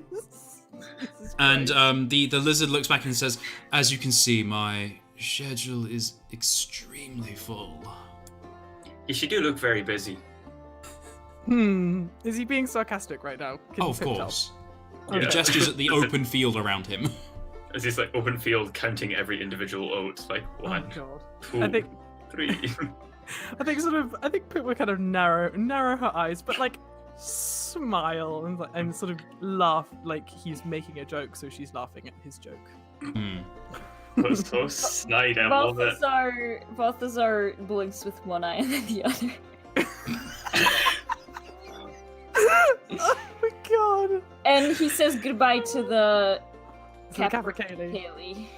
The I had to capercaillie Google what it is. nods their head Just in for scale. confirmation. How many Lutzens is the capercaillie like tall? Like 20. Tall. I was going to say, mass-wise, it's like 20 Lutzens. Like, But, like, So how many it's like vertical 3 or 4 Lutzens? Lutzens tall. So this If thing I- is like a building. yeah, It's so a like, double-decker bus. It's like it's like Godzilla. I'm drawing No, a not tiny Lutsen. Godzilla. It's a double-decker. A bear is a Godzilla. Oh, Like- wow. Because like I just realized like the badger I drew earlier sitting is like that's actually not exactly to scale because like they would be a bit bigger and like capercaillies are Huge. They're the size of like a turkey, from what I see. Yeah, on they're them. like Yeah. they are like all- fracking huge. Like they are, Yeah, like and a they got badger is this big.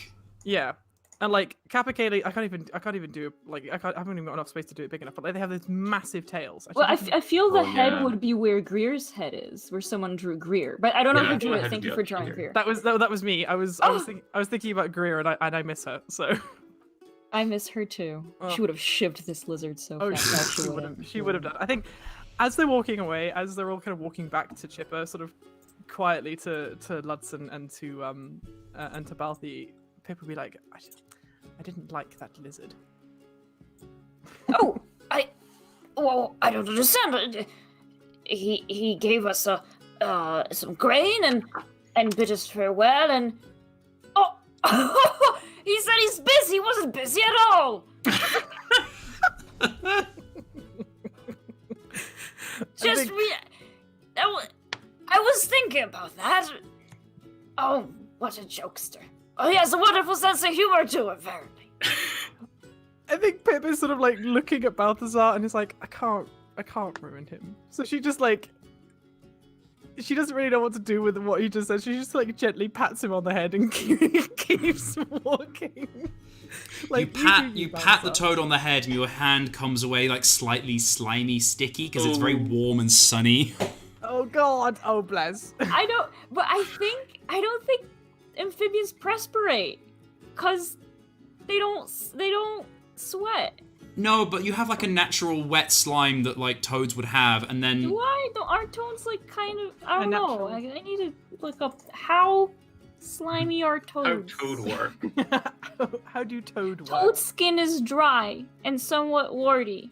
Dry-looking skin with a brownish color. The slimy look of frogs, but they don't feel slimy, is caused by the secretion from glands in the skin, which keep it moist and supple. So he's actually dry. Yeah, so I always you plap the toad. Wow. He makes a very when you slapping sounds. when you pat Balthazar, he makes a very pleasing like pat noise on his skin. It's just like a nice slap. Perfect. Ideal. Oh God. Love it. But yes, I think we should probably return to Chipper with. I keep saying Chipper. Sorry, Chipper, not Chipper. No. Chipper. Turn to Chipper with vengeance. Absolutely. Sorry, no. We go back to Crier. Crier McHale sobs. Like Esquire. Esquire. Esquire. I keep saying he, but like I don't know. I don't know if Crier is a he or not. But like we should take this back to Crier and sort of say like we tried to get you some more food, but this is all we got. We're sorry. So you return to Crier and you show him the bag of oats, and Crier is I'm not going to say overwhelmed. He just seems surprised that you're trying to help him. It doesn't seem like he's received a lot of kindness on the way up. Oh my God. He promises to fly on to Blueberry Pond once the splints are off. Well, these provisions should, I understand, last you for about 12 days. And Pipistrel said that it only takes about 2 or 3 days to fly to Blueberry Pond. So, if for whatever reason, a reason I can't think of, it would not be to your liking, there's still enough there for you to ride those fair winds somewhere where hopefully people will be kinder to you.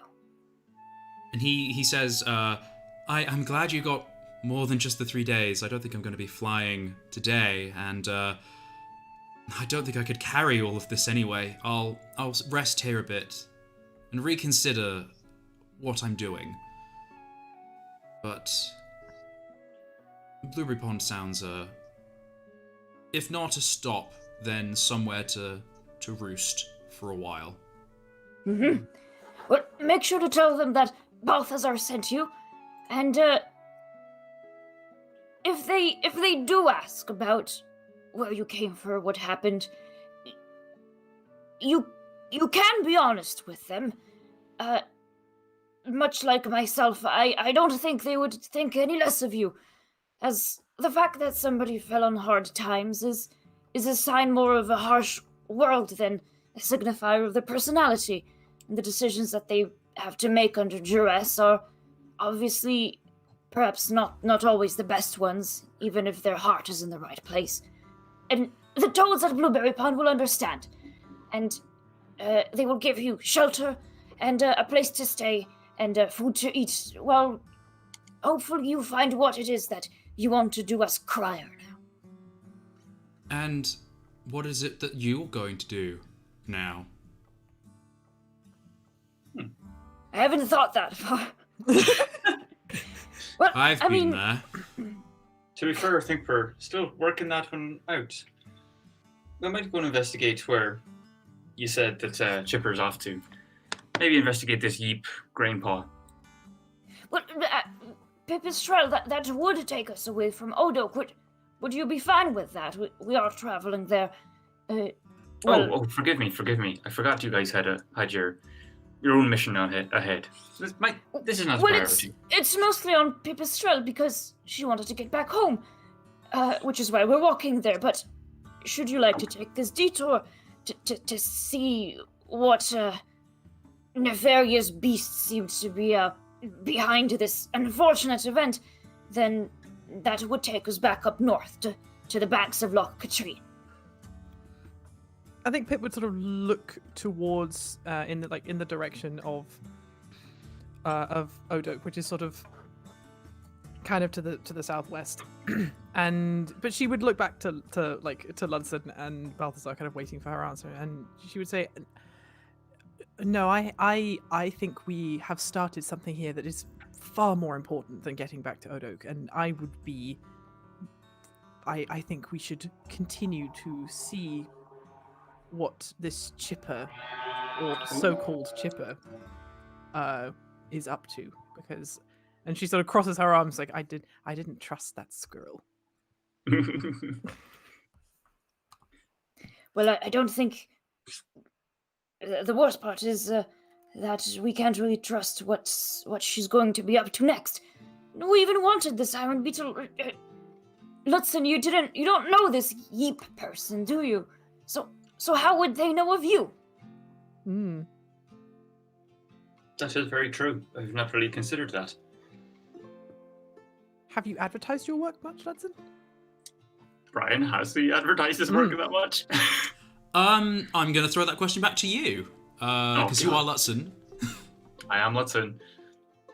I don't know. I wouldn't say so. I think it would be more of like a kind of kept somewhat local.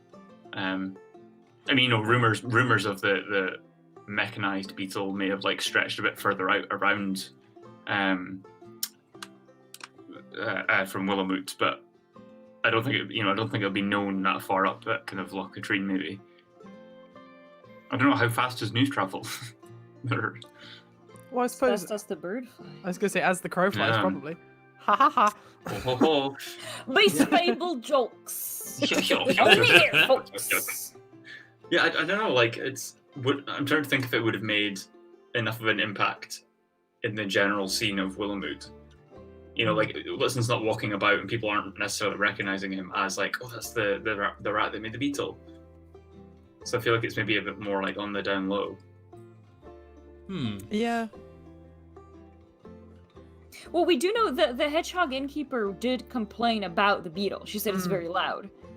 But it was just like, oh, the craft paws, because she never told us who made it. She's just like, oh, it's the craft paw rats. Right. Yeah, people are aware of the beetle, people have seen you drive it in, but it's a curiosity rather than, like, something abnormal. Yeah, okay.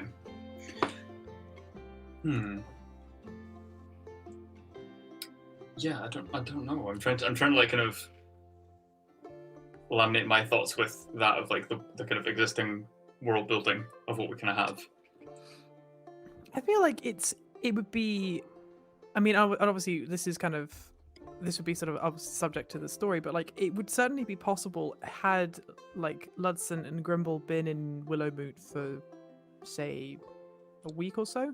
You know, particularly because Willowmoot seems to be one of those towns that people just kind of pass through. Like it doesn't seem like the people who live there, but it seems to be kind of one of the last kind of big stops before you get to Odok, because once you've left Willowmoot, the next town on the way to Odok is Widrow, and then if you went and then the next biggest one up would be Oport before Odok. Yeah, they're like little stops almost before. Yeah. So like Willowmoot also just with its positioning kind of in the meadows, in between the forests, on this kind of little bit of a hill. It does attract all kinds. Yeah, it would attract a lot of people. So directions. Because you never know, because like there could have been any number of beasts who may have passed through in that week and seen the beetle, and could have then particularly any birds, any flying creatures could have been in Odok in 2 or 3 days. Yeah, so that's true. Like news could travel fast if it wanted to. In my opinion, anyway. Yeah. Well, in that case, I don't think Lutzen would have been advertising his beetle, but yeah, word of mouth maybe, or word of beak perhaps, has maybe kind of made its way elsewhere. Elsewhere. Oh no. Oh no. The land of the dead. Oh, is that what we call? Oh yeah, that's the elsewhere, isn't it? Yeah, that's what we call like in the document. Which if you have, you don't like don't go and read all of it because there's a lot. But like that's what we kind of decided is the sort of when You animals don't go die. to heaven or hell. They go elsewhere. Oh yikes. Okay. It's really Well, scary. I But really mean- cool. Yeah. So, I think the closing question for today's game then is, where are you going? What are you doing? I think. Well, let's look at the roads because we Yeah. can take the. I'm gonna do the Roll20 thing again. I'm gonna Uh-oh. shift click. There he is. Can you see my cursor? Yeah, I can see your So arrow. I guess we can either go back up by Bramble. Oh, but there's no roads here, so I guess we could go down here, like Yeah. to fallow fields, and then break off, because it's gonna be probably faster traveling by road than like. There is a cross road country. through Aspen Grace. Oh, there I is. see it. Yeah, to Bramble Fork, and then up to there. Yeah, they could be We a could. good call. Yeah. That's because it's sort of. Yeah, I think that would be a good shout if we kind of if I sort of do a little doodly oodly. So like if we kind of, Whoa, that's cool. oh my god, Yeah, oh wow, boy. yeah, sort of followed that route all the way up to. It's only The more you 40 know. feet. It's only 39.4 feet. We can do it. Doable. So like if we followed the road through Aspen Grace, then we could either like we could also make a sort of decision when we get to like this point, and we can either follow the road up to. Well, there's like a Bramble river Fork. here, so Yeah. we probably need to go here, and because I mean, Oh yeah, we'd have to go like that way, wouldn't we? like Mm. I know I'm amphibian. I'm probably gonna be good, but you guys might Mm-hmm. have a harder time over a river. And this looks like a pretty thickle Yeah. river leg. Uh, river, Yeah. river dearest thing. Dearest GM, as obviously we're still a walking party and Pip can't fly yet, like to take this kind of long route by paw, Yeah, it's quite a detour. that's quite a long way. How long would it take us just if we took the road, do you think? A week? 2 weeks? Hang on. I'm just trying to do wait. something fancy. measurement by Yeah. Yeah, Yeah. I just saw it. Did Just you- changed. Yep, I've just changed it. Oh my So God. is it 2 days by paw? Direct. Oh. Did you Oh. literally just? That's amazing. That's magic, But- Brian. Here's So- that's fantastic. But It's 2 days by you're going paw, but that could be cross-country. very rough terrain and encounter some strange issues, especially as we're moving directly through the burned area. I don't want to So- meet any more And it's snakes. 5 days by paw if you were to go Going along the a long way. roads and then along the Okay. coast. It might be, I'd say maybe 4 days. Well, it's Yeah, it's take 3 off days of by it. paw following the roads to Bramble Fork because that the roads are faster because they're obviously they're Yeah. beaten track. You just have to hike. Whereas this, there might be like bits of earth and divot that you have to move through, heights and lows, bog, other things that might be unexpected. Oh, Snakes they're and probably about equal. birds. Yeah, Probably Yeah. about equal. I suppose we should probably just take the road then, because we might meet other beasts on the way, which is always a bit of a lark. Haha, animal joke. We'll get to Bramble Fork. The famed Beast Fable puns. Oh dear. Yeah. Well, I mean, I completely forgot that you guys were kind of heading to Odo because I don't want to fully like Oh no, this is put you in exciting. the opposite direction. But But if this this is- is something you're both on board with, This is an This is a- adventure. Oh yeah, and also like Pip is 100% like, you know, eyes wide. Like she, you know, she coming liked around to Oh adventure. my god, yeah, she was so excited when she became a messenger to be like, oh my gosh, I get to deliver like messages to like all the way to like Brambledam. It's so far away from home. Like she is like she is a very adventure hungry little bat. She never wanted to be just a messenger in Odo for the rest of her life. Mhm. So like this is 100% within her wheelhouse to be like, fuck it, let's go. Sorry. I want One to hear time Pip is just- Pipistrel, just swear in character, Oh yeah. and Like, and well, just well, I mean, Balthazar loses a point of willpower when he hears. Oh no. Oh my gosh, no, I can never swear in character then. Also, like, we haven't even decided what beast swears would be. Like, Brian has True. come up with some like from Wheel of Time, there were some like cool ones that could kind of fit. Yeah, there was like Mother's Milk and stuff like that, and Yeah. some strangely like neutral phrases. Yeah, like having nothing to do with, you know, like a god or Jesus. Yeah. Or Well, like something. when Pip is like surprised and stuff, like I'm trying to remember to say like oh by the moon, because Yeah, by the that's moon. like that's a good one for like that's like a bat specific one. Shiver me whiskers. Oh Ah! That's yes! extremely good. yes. Oh, that gives me Redwall. this- That gives me Yeah, Redwall vibes. Yes, Shiver Me Whiskers is so good. If you leave this with me, it will just keep rolling. There's going to be so many bad ones. Oh, Fraser, This you're will a be my genius. world building contribution. So, Please put this in the document. Sorry. drawing us briefly back on track. Yes. Why, Brian? Why do you have to do this? You set out from Willamute along the road towards the north. Actually, before you do leave and we close the session, is there anything you want, message-wise, you want our crier to carry to Blueberry Pond? Oh. Yes. Balthazar will, if that's kind of brought up, he'll say, "Oh, well, I haven't even thought of that. Well, let them know that I am, or maybe I was on my way to escorting Pipistrelle. She is still fine and well. But we might be taking a detour for some quite heroic deeds, and that I miss everybody dearly, and I hope to return to them with many tales to tell." Okay Love then, him. and he'll take that message off to them. Yeah. So awesome! I think it's nice to kind of end the session with you guys walking into the afternoon, well not afternoon, like mid-morning light out of Willowmoot, and we will see what you guys get up to next. But before we end, we're gonna have a little reflection on the little scene that we just played. Yeah. The fortune, there we go, using my words. The fortune that you picked this time was Dashed Dreams, which is based on the theme of ego. Ego is balanced by the vice of pride and the virtue of humility.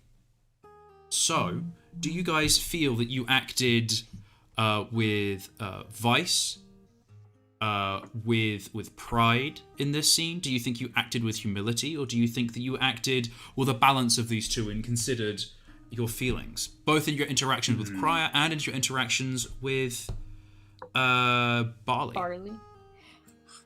So it was pride versus humility, did you say? Mm-hmm. I know that I think Balthazar was pride. Mm-hmm. Blueberry Pond! I'm a toad! Knights, I'm a toad! Yeah, I think I'd agree with that. Like, it wasn't necessarily humility. You did empathize, but ultimately it was like a get back on the proverbial beast horse and become a knight again.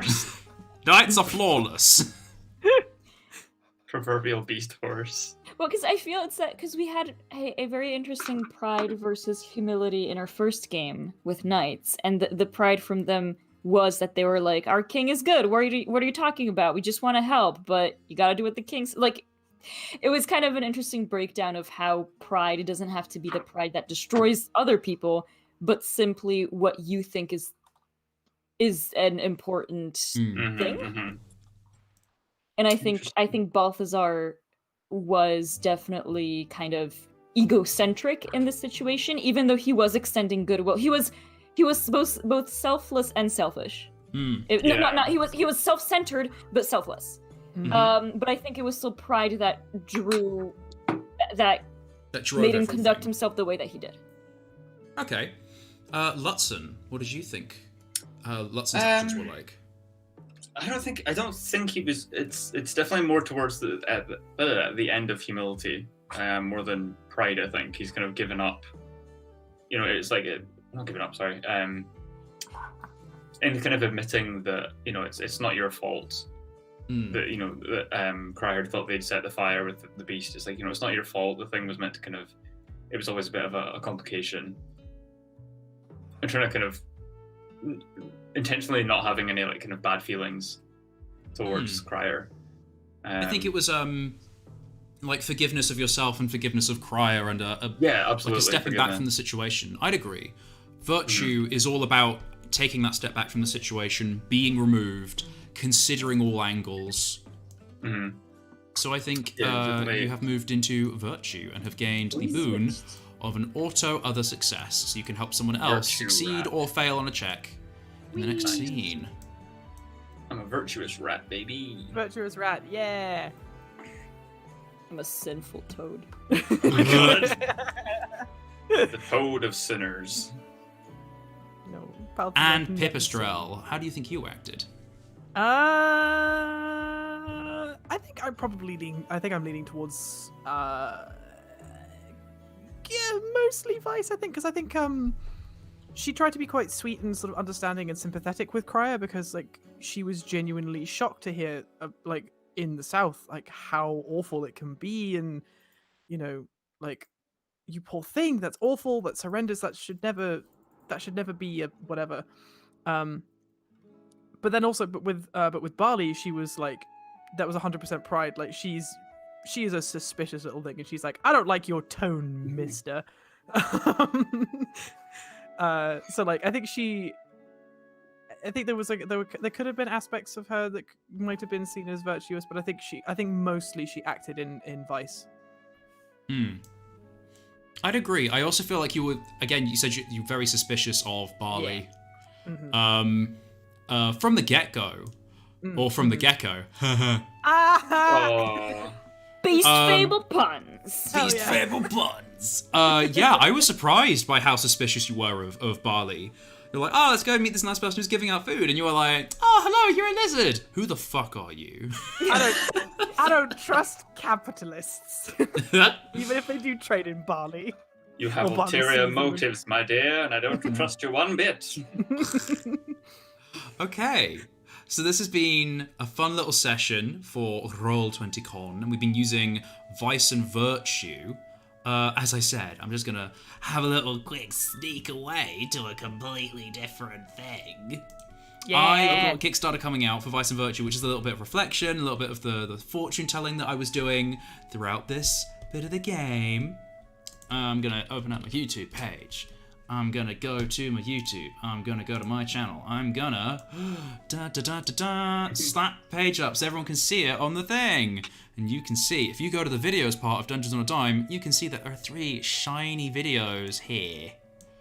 The trailer, Vice and Virtue trailer, spooky behind. So this is a little trailer to the system that is going on to Kickstarter.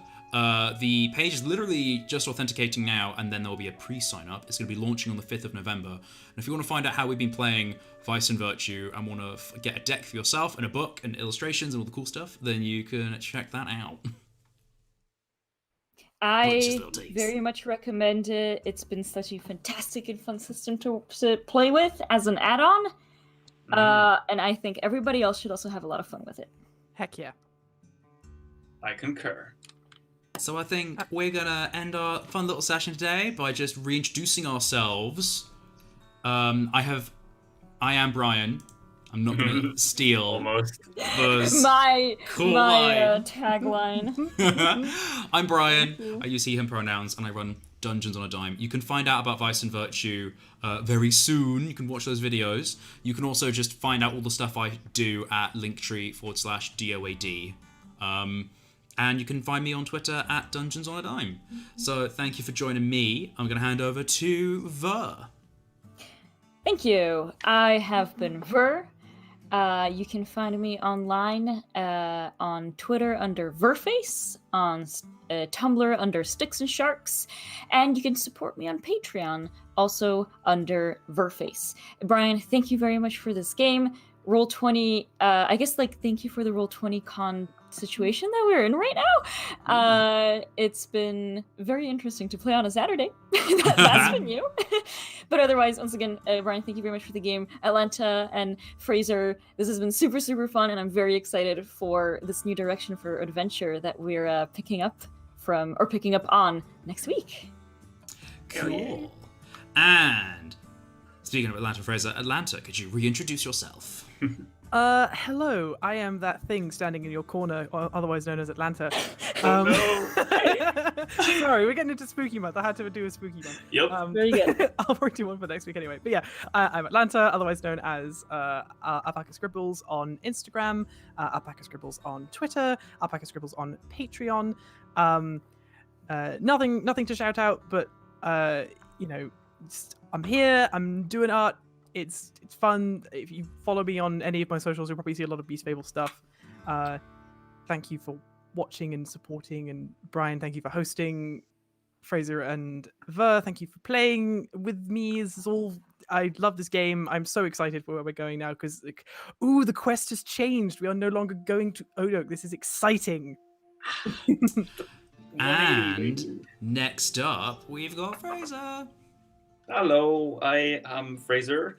I'm the shadow that is scared of itself. Yeah, it's been really good fun. It's been a bit more of a little chatty one. It's been nice to kind of sit and ponder with how Lutzen thinks more than how he acts.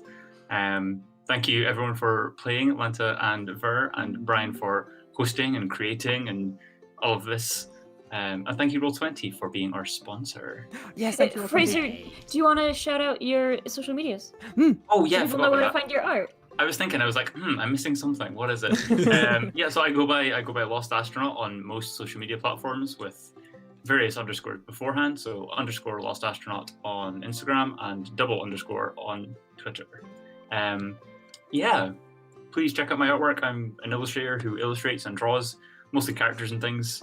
I think me and Brian's our D&D minis are out now. Are they out now? Yes. Yes, they are available through Patreon, the Dungeons on a Dime Patreon. And also, I literally have all of the files ready to go for the Roll20 marketplace. I just haven't submitted them for review, which is dumb, but I will do it. You've been busy. Yeah. They're available somewhere. You can check out our socials for the deeds. They're amazing. But yeah, thank you everybody. All involved. Thanks. It was good fun. Thank you, it was everyone. Yeah, it was a fun session. Okay, we're gonna say goodbye. Toodaloo. Bye. Goodbye, everybody. Just waiting on everyone to be like, bye. Bye. It's bye from us. Bye. Bye.